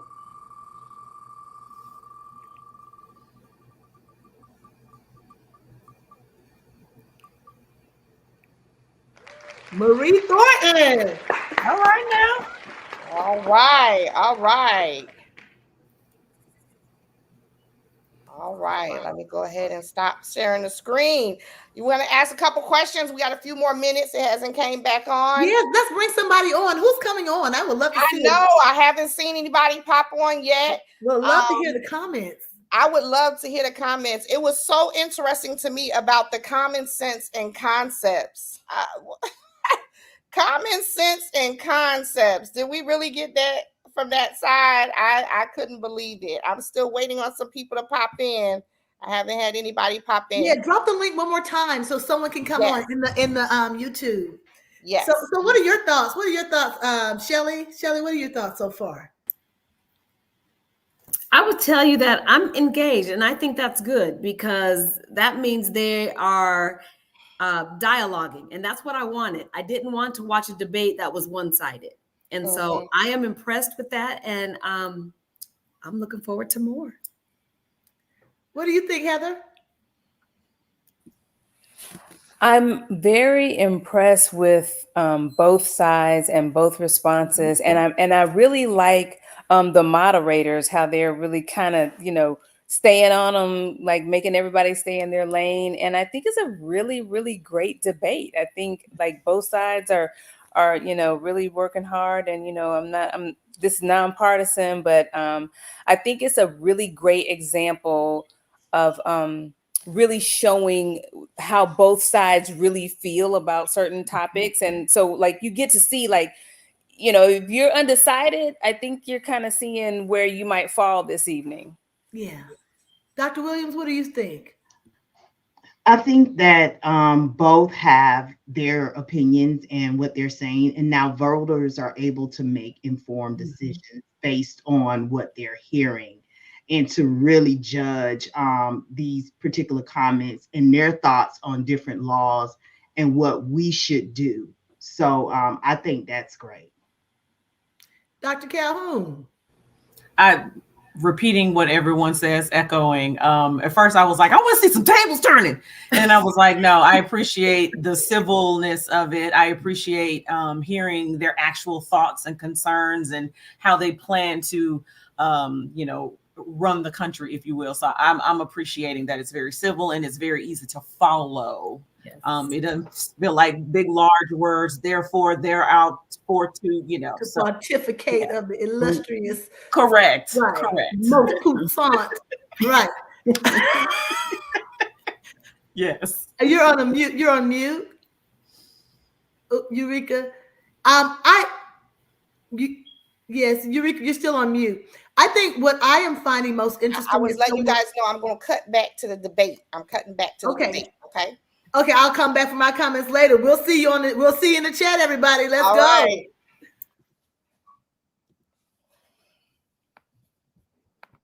And the number of illegal guns run by the Mexican drug cartel. So that number, the amount of illegal guns in our country is higher today than it was 3.5 years ago.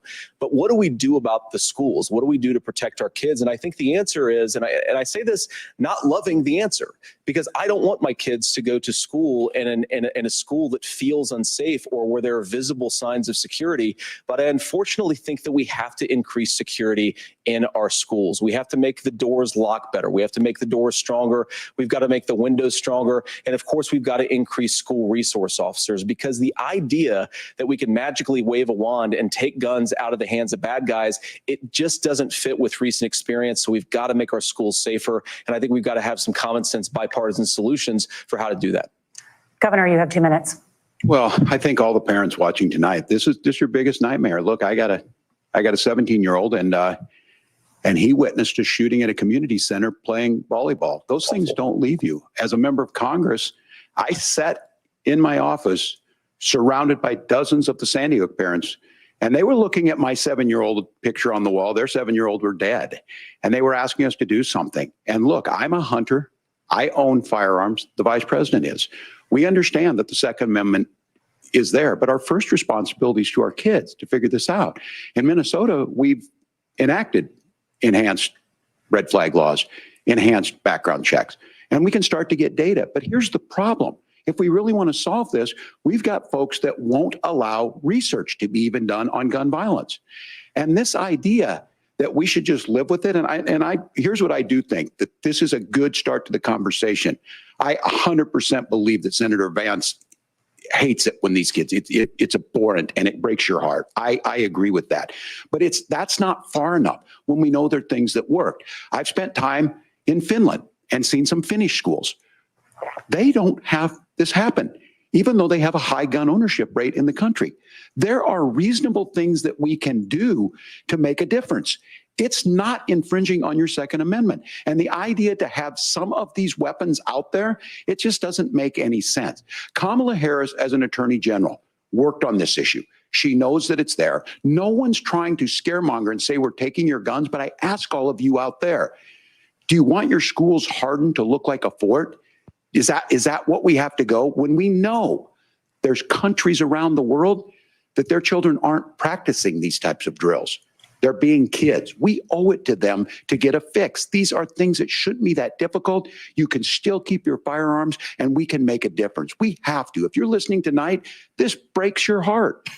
Senator. Tim, first of all, I didn't know that your 17-year-old witnessed a shooting. I'm sorry about that, and I hope that you're doing okay. Christ have mercy. It is awful, and I appreciate what Tim said actually about Finland, because I do think it illustrates some of the frankly weird differences between our own country's gun violence problem and Finland. Is okay. First of all, we have way higher rates of mental health abuse or mental health substance abuse. We have way higher rates of depression, way higher rates of anxiety. We unfortunately have a mental health crisis in this country that I really do think that we need to get to the root causes of, because I don't think it's the whole reason why we have such a bad gun violence problem, but I do think it's a big piece of it. Another driver of the gun violence epidemic, especially that affecting our kids, it doesn't earn as many headlines, but is the terrible gun violence problem in a lot of our big cities. And this is why we have to empower law enforcement to arrest the bad guys, put them away, and take gun offenders off the streets. I think there's a whole host of things that we can do here, but I do think at our schools, we've got to talk about more security. Senator, thank you. Governor, you previously opposed an assault weapons ban, but only later in your political career did you change your position. Why? Yeah, I sat in that office with those Sandy Hook parents. I've become friends with school shooters. I've seen it. Look, the NRA, I was the NRA guy for a long time. They used to teach gun safety. I'm of an age where my shotgun was in my car so I could pheasant hunt after football practice. That's not where we live today. And several things I want to mention on this is talking about cities and where it's at. The number one where the most firearm deaths happen in Minnesota are rural suicides. And we have an epidemic of children getting guns and shooting themselves. And so we have, and we should look at all of the issues, making sure folks have health care and all that, but I want to be very careful. This idea of stigmatizing mental health, just because you have a mental health issue doesn't mean you're violent. And I think what we end up doing is we start looking for a scapegoat. Sometimes it just is the guns. It's just the guns. And there are things that you can do about it. But I do think that this is one, and I think this is a healthy conversation. I think there's a capacity to find solutions on this that work, protect Second Amendment, protect our children. That's our priority. Gentlemen, thank you. Margaret. Thank you, Nora. Let's turn now to the top contributor to inflation, the high cost of housing and rent. There's a shortage of more than 4 million homes in the United States, and that contributes to the high housing prices. Governor Walz, the Harris campaign promises a $25,000 down payment assistance for first-time home buyers and a $10,000 tax credit. They also promise to build 3 million new homes. Where are you building these homes, and won't handing out that kind of money just drive up prices higher? No, it's not handing out. We have, first, let me say this issue of housing, and I think those of you listening on this, the problem we've had is that we've got a lot of folks that see housing as another commodity. It can be bought up, it can be shifted, it can be moved around. Those are not folks living in those houses. Those of you listening tonight, that house is a big deal. I bought and owned one house in my life. My mom still lives in the house where I was. And when I think of a house, I'm thinking of Christmas services after midnight mass where you go with your family. We need to make it more affordable. And one of the things, as I said, this program that the vice president is pushing forward and bringing a new way of approaching this is something we're doing in Minnesota from that lead. We in the state invested in making sure our housing was the biggest investment that we'd ever made in housing. It starts to make it easier. We cut some of the red tape. Local folks, look, we can't do it at the federal level, but local folks make it easier to build those homes. And then that down payment assistance. I can tell all of you out there, one of the certainly for me, using the GI Bill was one thing, but a veteran's home loan, the big thing about a veteran's home loan is you don't have to pay the down payment. Those are things that make it there. Now, look, you're going to pay it back and you're going to pay your mortgage. Those are things that we know in the long run, the appreciated value, the generational wealth that's created from it. And I will give Minneapolis an example. Minneapolis is the one city where we've seen the lowest inflation rates. We've seen a 12% increase in stock because we put some of these things in, and we're implementing a state program to make sure we give some of that down payment assistance. We get it back from people because here's what we know. People with stable housing end up with stable jobs. People with stable housing have their kids able to get to school. All of those things in the long run end up saving our money. And that's the thing that I think we should be able to find some common ground in, but we can't blame immigrants for the only reason. That's not the case that's happening in many cities. The fact of the matter is that we don't have enough naturally affordable housing, but we can make sure that the government's there to help kickstart it, create that base. Governor, your time is up. Senator Vance, as far as your campaign's position, the promise is to seize federal lands to build homes, remove regulation, provide tax breaks, and cut back on immigration, which you say pushes up prices. Where are you going to build all the new homes you're promising? And what part of any of this plan will provide immediate relief? You have 2 minutes. Well, first of all, Tim just said something that I agree with. We don't want to blame immigrants for higher housing prices, but we do want to blame Kamala Harris for letting in millions of illegal aliens into this country, which does drive up costs, Tim. 25 million illegal aliens competing with Americans for scarce homes is one of the most significant drivers of home prices in the country. It's why we have massive increases in home prices that have happened right alongside massive increases in illegal alien populations under Kamala Harris's leadership. Now, Tim just mentioned a bunch of ideas. Now, some of those ideas I actually think are halfway decent, and some of them I disagree with. But the most important thing here is Kamala Harris is not running as a newcomer to politics. She is the sitting vice president. If she wants to enact all of these policies to make housing more affordable, I invite her to use the office that the American people already gave her, not sit around and campaign and do nothing while Americans find the American dream of homeownership completely unaffordable. Now, you asked, Margaret, what would immediately change the equation for American citizens? If you lower energy prices, as Donald Trump says, drill, baby, drill, one of the biggest drivers of housing costs aside from illegal immigration is, think about it. If a truck driver is paying 40% more for diesel, then the lumber he's delivering to the job site to build the house is also going to become a lot more expensive. If we open up American energy, you will get immediate pricing relief for American citizens, not, by the way, just in housing, but in a whole host of other economic goods too. Senator Vance, you still have 23 seconds there. Do you want to answer? Can I have it? Where, yeah. Governor, we will get to you in a moment, but Senator, where are you going to seize the federal lands? Can you clarify? Well, what Donald Trump has said is we have a lot of federal lands that aren't being used for anything. They're not being used for national park. They're not being used, and they could be places where we build a lot of housing. And I do think that we should be opening up building in this country. We have a lot of land that could be used. We have a lot of Americans that need homes. We should be kicking out illegal immigrants who are competing for those homes, and we should be building more homes for the American citizens who deserve to be here. Senator, your time is up.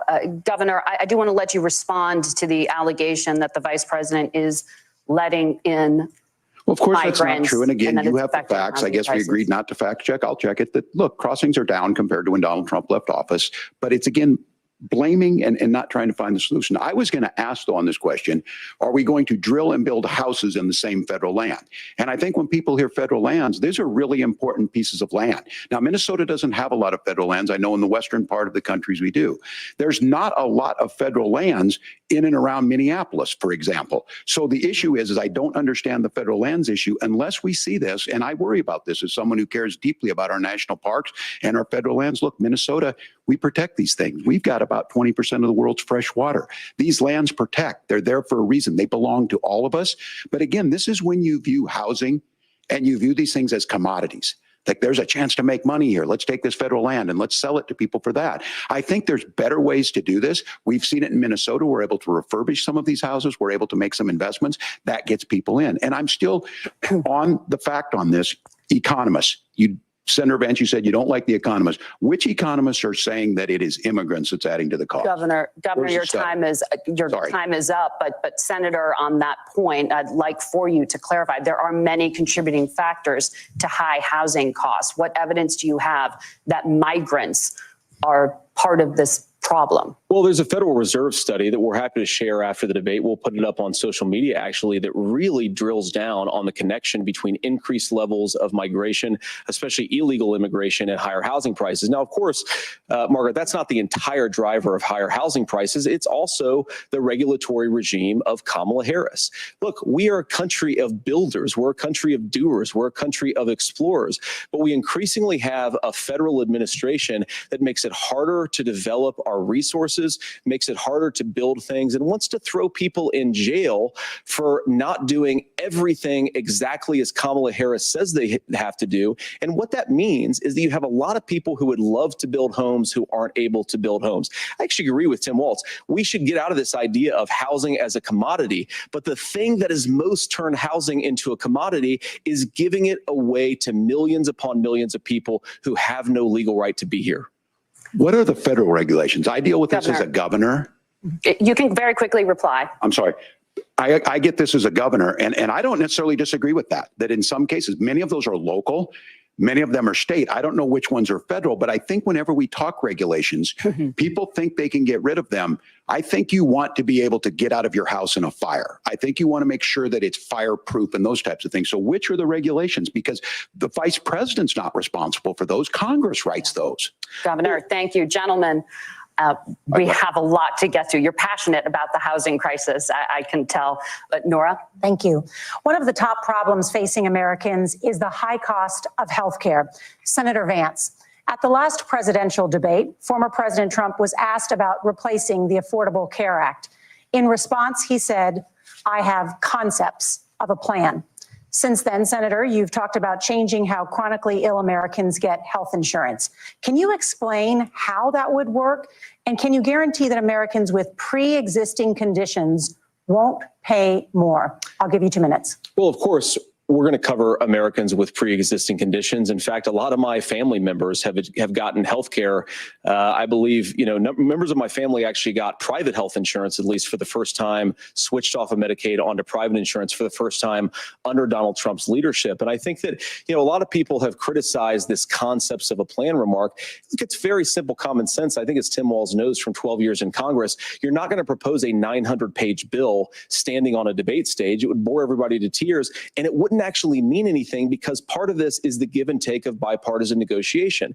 Now, when Donald Trump was actually president, and again, he has a record to be proud of, prescription drugs fell in 2018 for the first time in a very long time. Under Kamala Harris's leadership, prescription drugs are up about 7%. Under Donald Trump's entire 4 years, they were up about 1.5%.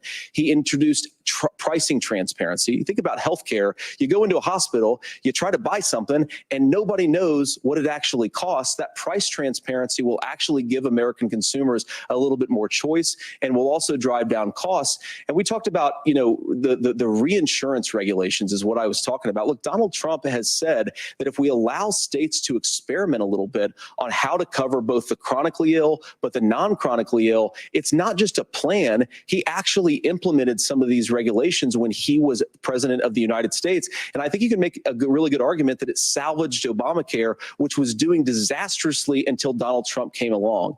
And I think it's an important point about President Trump. Of course, you don't have to agree with everything that President Trump has ever said or ever done. But when Obamacare was crushing under the weight of its own regulatory burden and healthcare costs, Donald Trump could have destroyed the program. Instead, he worked in a bipartisan way to ensure that Americans had access to affordable care. It's not perfect, of course, and there's so much more that we can do. But I think that Donald Trump has earned the right to put in place some better healthcare policies. He's earned it because he did it successfully the first time. Governor? All right, here's where being an old guy gives you some history. I was there at the creation of the ACA. And the reason it was so important is I come from a major healthcare state, home of the Mayo Clinic, home to Medical Alley, 3M, Medtronic, all of those. We understand healthcare. It's why we're ranked first on affordability and accessibility and quality of healthcare. And so what I know is under Kamala Harris, More people are covered than they have before. And those of you listening, this is critical to you. Now, Donald Trump all of a sudden wants to go back and remember this. He ran on the first thing he was going to do on day one was to repeal Obamacare. On day one, he tried to sign an executive order to repeal the ACA. He signed on to a lawsuit to repeal the ACA, but lost at the Supreme Court. And he would have repealed the ACA had it not been for the courage of John McCain to save that bill. Now, fast forward, what that means to you is you lose your pre-existing conditions. If you're sitting at home and you got asthma, too bad. If you're a woman, probably not. Broke your foot during football, might kick you out. Your kids get kicked out when they're 26. Kamala Harris negotiated drug prices for the first time with Medicare. We have 10 drugs that will come online, the most common ones that'll be there. But look, this issue, and when Donald Trump said, I've got a concept of a plan, it cracked me up as a fourth grade teacher because my kids would have never given me that. But what Senator Vance just explained might be worse than a concept, because what he explained is pre-Obamacare. And I'll make this as simple as possible because I have done this for a long time. What they're saying is, if you're healthy, why should you be paying more? So what they're going to do is let insurance companies pick who they insure, because guess what happens? You pay your premium, it's not much. They're figure they're not going to have to pay out to you. But those of you a little older, gray, got cancer, you're going to get kicked out of it. That's why the system didn't work. Kamala Harris will protect and enhance the ACA. Governor, thank you. Senator, you have not yet explained how you would protect people with pre-existing conditions or laid out that plan. Well, look, we currently have laws and regulations in place right now that protect people with pre-existing conditions. We want to keep those regulations in place, but we also want to make the health insurance marketplace function a little bit better. Now, what Governor Walz just said is actually not true. A lot of what happened, and the reason that Obamacare was crushing under its own weight, is that a lot of young and healthy people were leaving the exchanges. Donald Trump actually helped address that problem, and he did so in a way that preserved people's access to coverage who had pre-existing conditions. But again, something that these guys do is they make a lot of claims about if Donald Trump becomes president, all of these terrible consequences are going to ensue. But in reality, Donald Trump was president. Inflation was low. Take-home pay was higher. And he saved the very program from a Democratic administration that was collapsing and would have collapsed absent his leadership. He did his job, which is govern in a bipartisan way and get results, not just complain about problems, but actually solve them. Governor, did enrollment under the Affordable Care Act go up under the Trump administration? It's higher now that we've seen it go up. Look, people are using it. The system works. And the question about this of young people, whatever, that's the individual mandate piece of this. And Republicans fought tooth and nail saying, well, Americans should be free to do this. Well, then what happens is— So you think the individual mandate's a good idea? You shrink. I think the idea of making sure the risk pool is broad enough to cover everyone, that's the only way insurance works. When it doesn't, it collapses. You are asking pre-ACA where we get people out. Look, people know that they need to be on health care. People expect it to be there. And when we are able to make it, and we are making it this way, when we incentivize people to be in the market, when we help people who might not be able to afford it get there, and we make sure then when you get sick and old, it's there for you. Because I heard people say, well, I don't want to buy into Medicare or whatever. Good luck buying health care once you get past 70. So look, the ACA works. We can continue to do better. Kamala Harris did that. The way she made everything better was negotiating those 10 drugs on Medicare for the first time in American history. Thank you. Margaret. Can I address that? I apologize. We're out of time. We have a number of subjects to discuss. Margaret. Let's talk about families in America. There is a child care crisis in this country, and the United States is one of the very few developed countries in the world without a national paid leave program for new parents. Governor Walz, you said that if Democrats win both the White House and Congress, this is a day one priority for you. How long should employers be required to pay workers while they are home taking care of their newborns? You have 2 minutes. Yeah, well, that's negotiable, and that's what Congress worked. But here's what the deal is. Americans sitting out there right now, you may work for a big company. Look, we're home in Minnesota to some of the largest Fortune 500 companies. Kamala Harris knows that in California. Those companies provide paid family and medical leave. One is, I think they're moral and they think it's a good thing, but it also keeps their employees healthy. We in Minnesota passed a paid family and medical leave. You have a child, you And I had to go back to work 5 days after my kids were born. This allows you to stay home a certain amount of time. What we know is that gets the child off to a better start. The family works better. We stay in their employers. We get more consistency in that. So Kamala Harris has made it a priority. We implemented it in Minnesota and we see growth. That's how you become a pro-business state. But the negotiations on it, and here's the issue. Those big companies are able to offer it. Those of you out there who don't have it, just imagine what happens if you get cancer or your child gets sick. We know what happens. You end up staying home. In some cases, that means no paycheck because you've got no protection on that. This is the case of an economy that Donald Trump has set for the wealthiest amongst us. He's willing to give those tax breaks to the wealthiest. He's willing to say, bust those unions up, do whatever. What we're saying is the economy works best when it works for all of us. And so a paid family medical leave program, and I will tell you, go to the families or go to the businesses and ask them. As far as childcare on this, you have to take it at both the supply and the demand side. You can't expect the most important people in our lives to take either our children or our parents to get paid the least amount of money. And we have to make it easier for folks to be able to get into that business and then to make sure that folks are able to pay for that. We were able to do it in Minnesota, and I'm still telling you this. We were listed as the best state. We're still in crisis on this. A federal program of paid family medical leave and help with this will enhance our workforce, enhance our families, and make it easier to have the children that you want.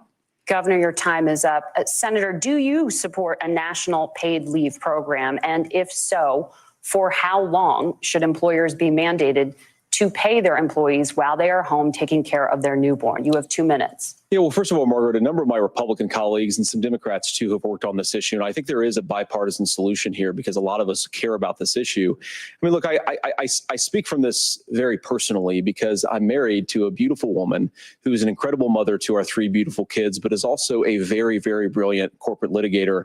And I'm so proud of her. But being a working mom, even for somebody with all of the advantages of my wife, is extraordinarily difficult. And it's not just difficult from a policy perspective. She actually had access to paid family leave because she worked for a bigger company, but the cultural pressure on young families and especially young women, I think makes it really hard for people to choose the family model they want. A lot of young women would like to go back to work immediately. Some would like to spend a little time home with the kids. Some would like to spend longer at home with the kids. We should have a family care model that makes choice possible. And I think this is a very important substantive difference between Donald Trump and Kamala Harris's approach. I mean, look, if you look at the federal programs that we have that support paid family leave right now, the Community Development Block Grant, and there's another block grant program that spends a lot of money from the federal government. These programs only go to one kind of childcare model. Let's say you'd like your church maybe to help you out with childcare. Maybe you live in a rural area or an urban area and you'd like to get together with families in your neighborhood to provide childcare in the way that makes the most sense. You don't get access to any of these federal monies. We want to promote choice in how we deliver family care and how we promote childcare because look, it is unacceptable. And, you know, of course, Tim and I have been on the campaign trail a lot the past 7 or 8 weeks. And one of the biggest complaints I hear from young families is people who feel like they don't have options, like they're choosing between going to work or taking care for their kids. That is an incredible burden to put on American families. We're the only country that does it. I think we could do a heck of a lot better. Senator, thank you. You have also said, Senator Vance, many things about the American family. The Federal Reserve says parents will spend nearly as much on childcare as they do on housing each month. So I want to get your thoughts on this. President Trump recently said, as much as childcare is talked about as being expensive, it's relatively speaking not very expensive compared to the kinds of numbers we'll be taking in. Is President Trump committed to the $5,000 per child tax credit that you have described? You have 1 minute. Well, what President Trump said, Margaret, I just want to defend my running mate here a little bit, is that we're going to be taking in a lot of money by penalizing companies for shipping jobs overseas and penalizing countries who employ slave laborers and then ship their products back into our country and undercut the wages of American workers. It's the heart of the Donald Trump economic plan. Cut taxes for American workers and American families. Cut taxes for businesses that are hiring and building companies in the United States of America, but penalize companies and countries that are shipping jobs overseas. That's the heart of the economic proposal. And I think what President Trump is saying is that when we bring in this additional revenue with higher economic growth, we're going to be able to provide paid family leave, childcare options that are viable and workable for a lot of American families. Can you clarify how that will solve the childcare shortage? Well, because as Tim said, a lot of the childcare shortage is we just don't have enough resources going into the multiple people who could be providing family care options. And we're going to have to, unfortunately, look, we're going to have to spend more money. We're going to have to induce more people to want to provide childcare options for American families, because the reason it's so expensive right now is because you've got way too few people providing this very essential service. Thank you, Senator. Governor Walz, your ticket also has some child care tax credit proposals. Do you think Congress will agree to the $6,000 credit for newborns and $3,000 credit for children over the age of 6, as your campaign has promised? Is that realistic? Well, if these members of Congress are listening to anybody, I can tell you, and this is the biggest issue. Everybody listening tonight knows. I mean, I'm sure they were shocked to hear it's not that expensive. And let's be clear, whether it's 5,000 or 6,000, that pays you about 3 or 4 months. Let's be clear of where we're at on this. It's because we got out of an imbalance on this. We thought we were going to get by not paying people. I don't think Senator Vance and I are that far apart. I'm not opposed to what he's talking about on options. We've done scholarship types of things. I think we need to be open to making the case. But the issue here is, the question you asked is, you're not going to pay for it with these tariffs. That's just adding another $4,000 on the family and taking less. So not only do they not get the money to pay for that, they're $4,000 in the hole. That's Wharton School. That's his alma mater. And so I think the issue here is, if those members of Congress, I can't believe they're not. When I go to businesses, sure, they'll talk about taxes sometime, but they will lead with childcare and they will lead with housing, because we know the problem is, especially in a state like Minnesota, we need more workers because our economy is growing, but we need the workforce. Governor, thank you. We need to move on. Nora? Let's talk about the state of democracy, the top issue for Americans after the economy and inflation. After the 2020 election, President Trump's campaign and others filed 62 lawsuits contesting the results. Judges, including those appointed by President Trump and other Republican presidents, looked at the evidence and said there was no widespread fraud. The governors of every state in the nation, Republicans and Democrats, certified the 2020 election results and sent a legal slate of electors to Congress for January 6th. Senator Vance, you have said you would not have certified the last presidential election and would have asked the states to submit alternative electors. That has been called unconstitutional and illegal. Would you again seek to challenge this year's election results, even if every governor certifies the results? I'll give you 2 minutes. Well, Nora, first of all, I think that we're focused on the future. We need to figure out how to solve the inflation crisis caused by Kamala Harris's policies, make housing affordable, make groceries affordable, and that's what we're focused on. But I want to answer your question because you did ask it. Look, what President Trump has said is that there were problems in 2020, and my own belief is that we should fight about those issues, debate those issues peacefully in the public square. And that's all I've said. And that's all that Donald Trump has said. Remember, he said that on January the 6th, the protesters ought to protest peacefully. And on January the 20th, what happened? Joe Biden became the president. Donald Trump left the White House. And now, of course, unfortunately, we have all of the negative policies that have come from the Harris-Biden administration. I believe that we actually do have a threat to democracy in this country, but unfortunately, it's not the threat to democracy that Kamala Harris and Tim Walz want to talk about. It is the threat of censorship. It's Americans casting aside lifelong friendships because of disagreements over politics. It's big technology companies silencing their fellow citizens. And it's Kamala Harris saying that rather than debate and persuade her fellow Americans, she'd like to censor people who engage in misinformation. I think that is a much bigger threat to democracy than anything that we've seen in this country in the last 4 years, in the last 40 years.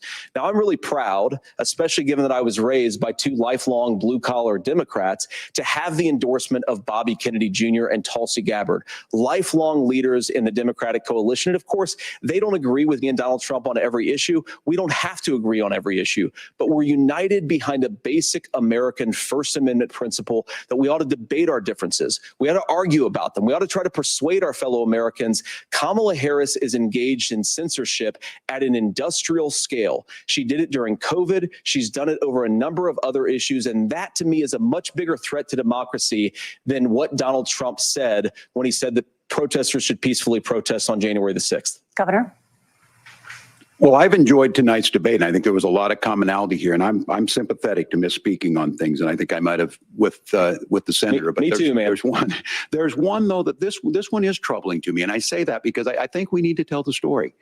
Donald Trump refused to acknowledge this, and the fact is that I don't think we can be the frog in the pot and let the boiling water go up. He was very clear. I mean, he lost this election, and he said he didn't. 140 police officers were beaten at the Capitol that day. Some with the American flag, several later died. And it wasn't just in there. In Minnesota, a group gathered on the state capitol grounds in St. Paul and said, we're marching to the governor's residence and there may be casualties. The only person there was my son and his dog, who was rushed out crying by state police. That issue and Mike Pence standing there as they were chanting, hang Mike Pence. Mike Pence made the right decision. So, Senator, it was adjudicated over and over and over.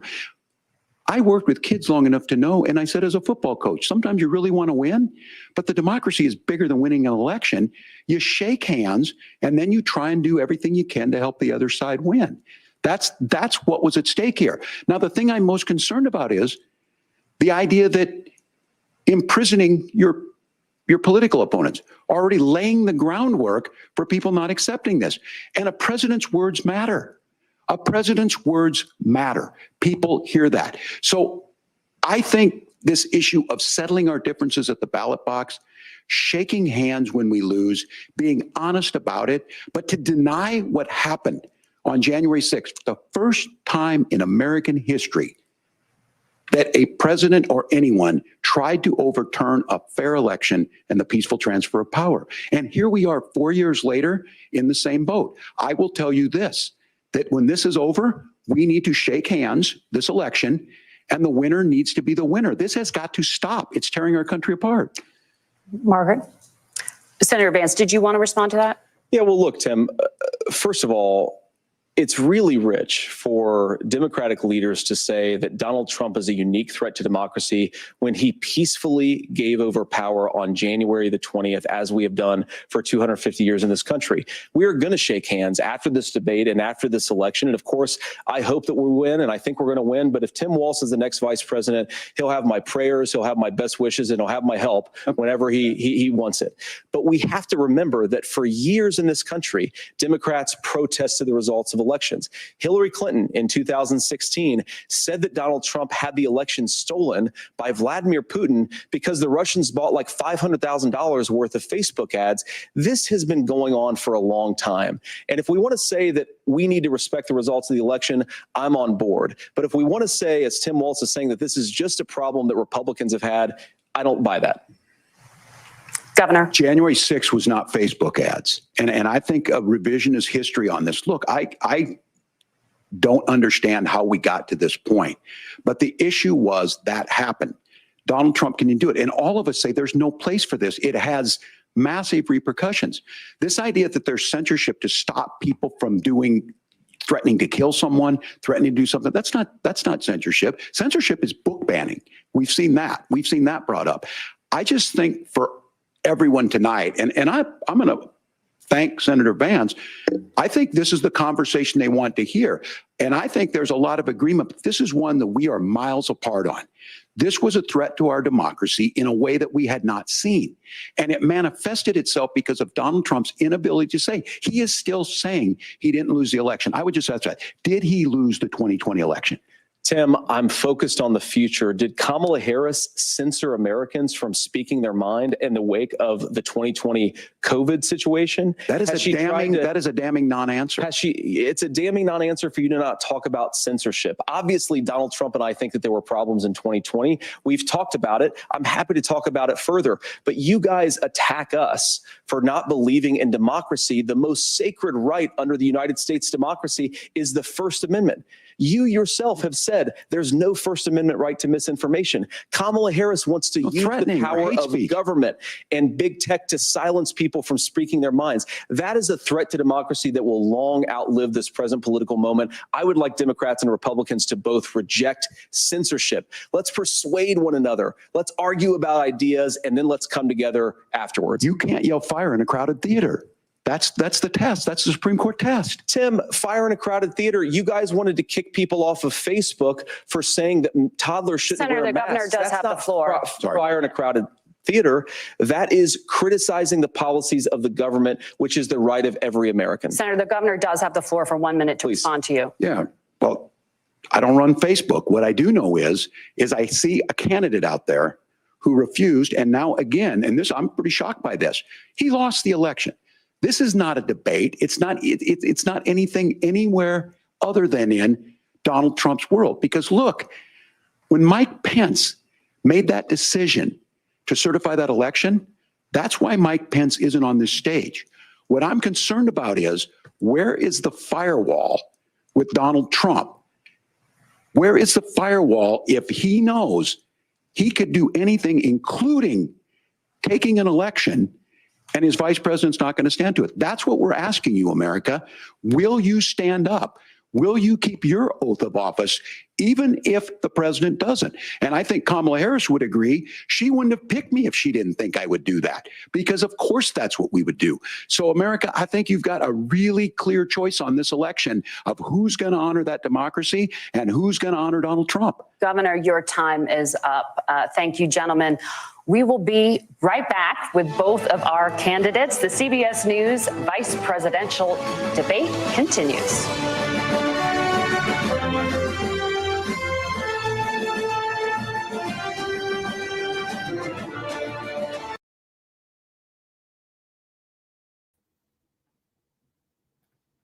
You're on mute. Wow. Wow, wow, wow.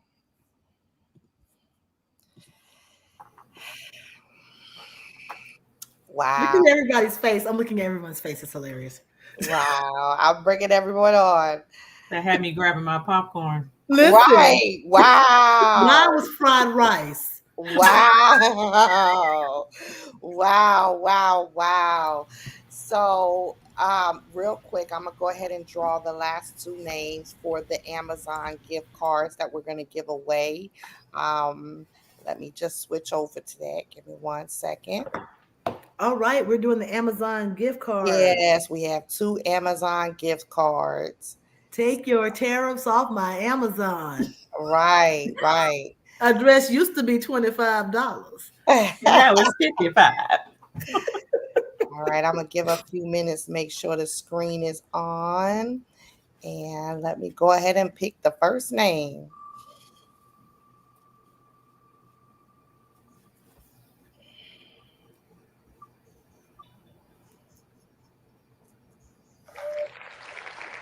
Big Mac. All right, Big Mac. All right, Big Mac. Without fries. Let's see. I'm going to give Big Mac a few seconds. Big Mac come to the cheese. And while Big Mac is coming to the front, we're going to go ahead and pick the second name. This is so fun. This is. It's been great. This is fun. Oh, wow. Beverly Dorsey. All right now, Beverly. All right. Don't spend it all in one place. If you have an Amazon gift card, I need your phone number. She needs some money taken off that dress. Get that dress right. So I've seen quite a few comments, and I'm just like, number one, I want to thank all of the participants that's engaging in the chat. It's just amazing how they're communicating amongst each other. This has really been an eye opener, because I didn't expect this debate to be like that. Am I the only one that thought it wasn't going to be No, like this that? is not. This is a debate. This is a real debate. I feel like this is debate. This is really a good debate. And for me, the stylistic differences is what really adds to the texture of it. They are there. You can tell that, as a debater, you can tell that JD Vance has been to debate school. You can see the circular arguments, the red herring arguments, and different debate techniques. But what I like also, and I think it comes off as a kind of calm confidence, even though many of the things he says are inaccurate, right? And so if you're not aware of that as someone who spends time in the lobby as a lobbyist, if you're not aware of that as someone who spends a lot of time with politicians or debaters, you would not be able to see it. It comes off as sincerity in many cases, even though I do think he's sincere about some of the things he says. But on the other side, then there's Tim Walz, right? Who's this passionate, just grassroots guy. He's the person on the other side of the lobbying rope, right? If you've ever been, the community activist type.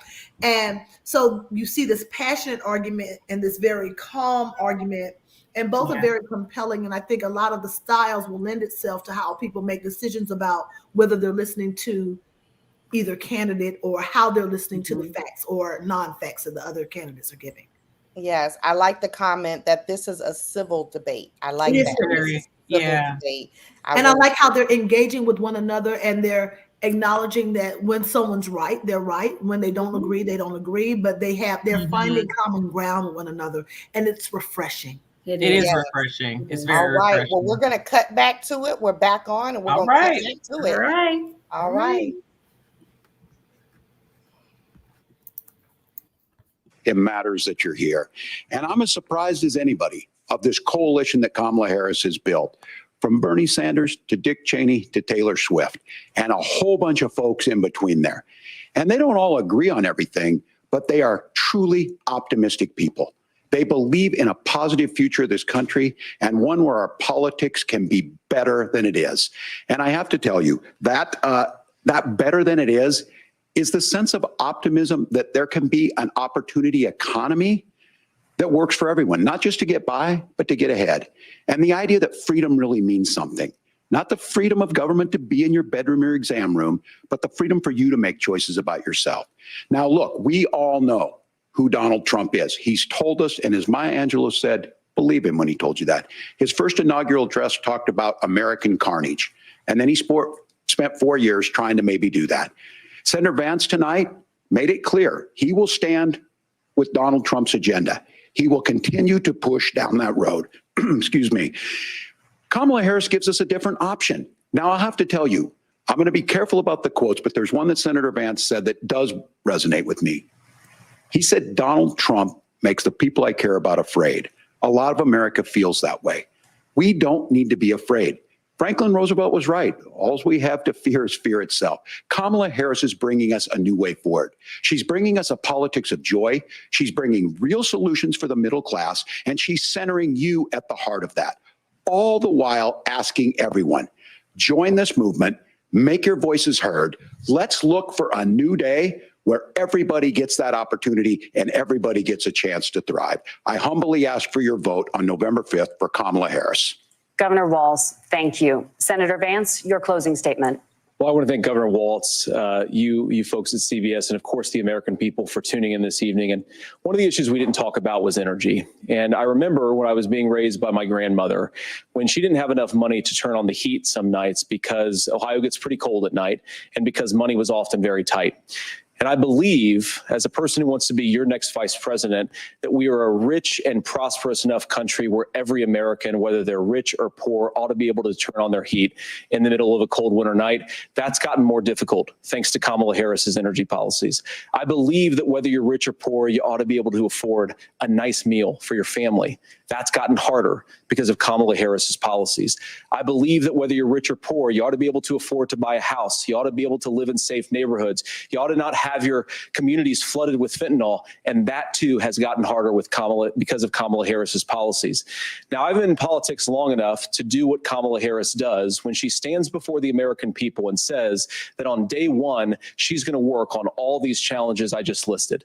She's been the vice president for 3.5 years. Day one was 1,400 days ago, and her policies have made these problems worse.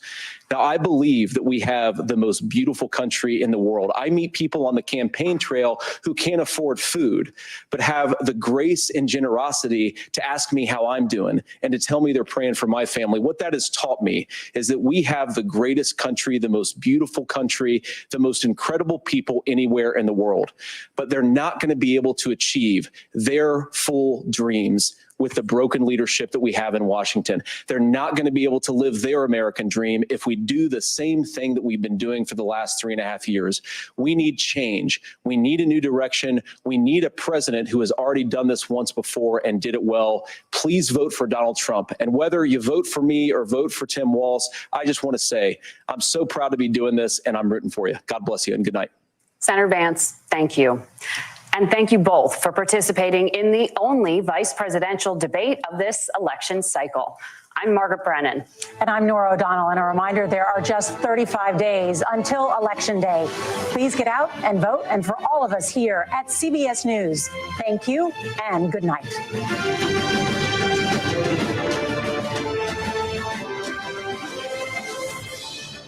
A handshake, and that's the end. Tim Walz, J.D. Vance squaring off for about 90 minutes in the heart of Midtown Manhattan, the CBS News studios, as their families come out to greet them after what was really a quite civilized debate. And I mean, perhaps that's one of the headlines we'll talk about as we turn to meet the press moderator, Kristen Welker, and Hallie Jackson, our senior Washington correspondent. Lester here still with me in New York City. I really am struck.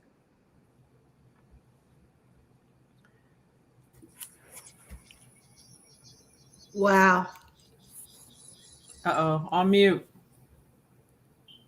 We're going to wrap this up.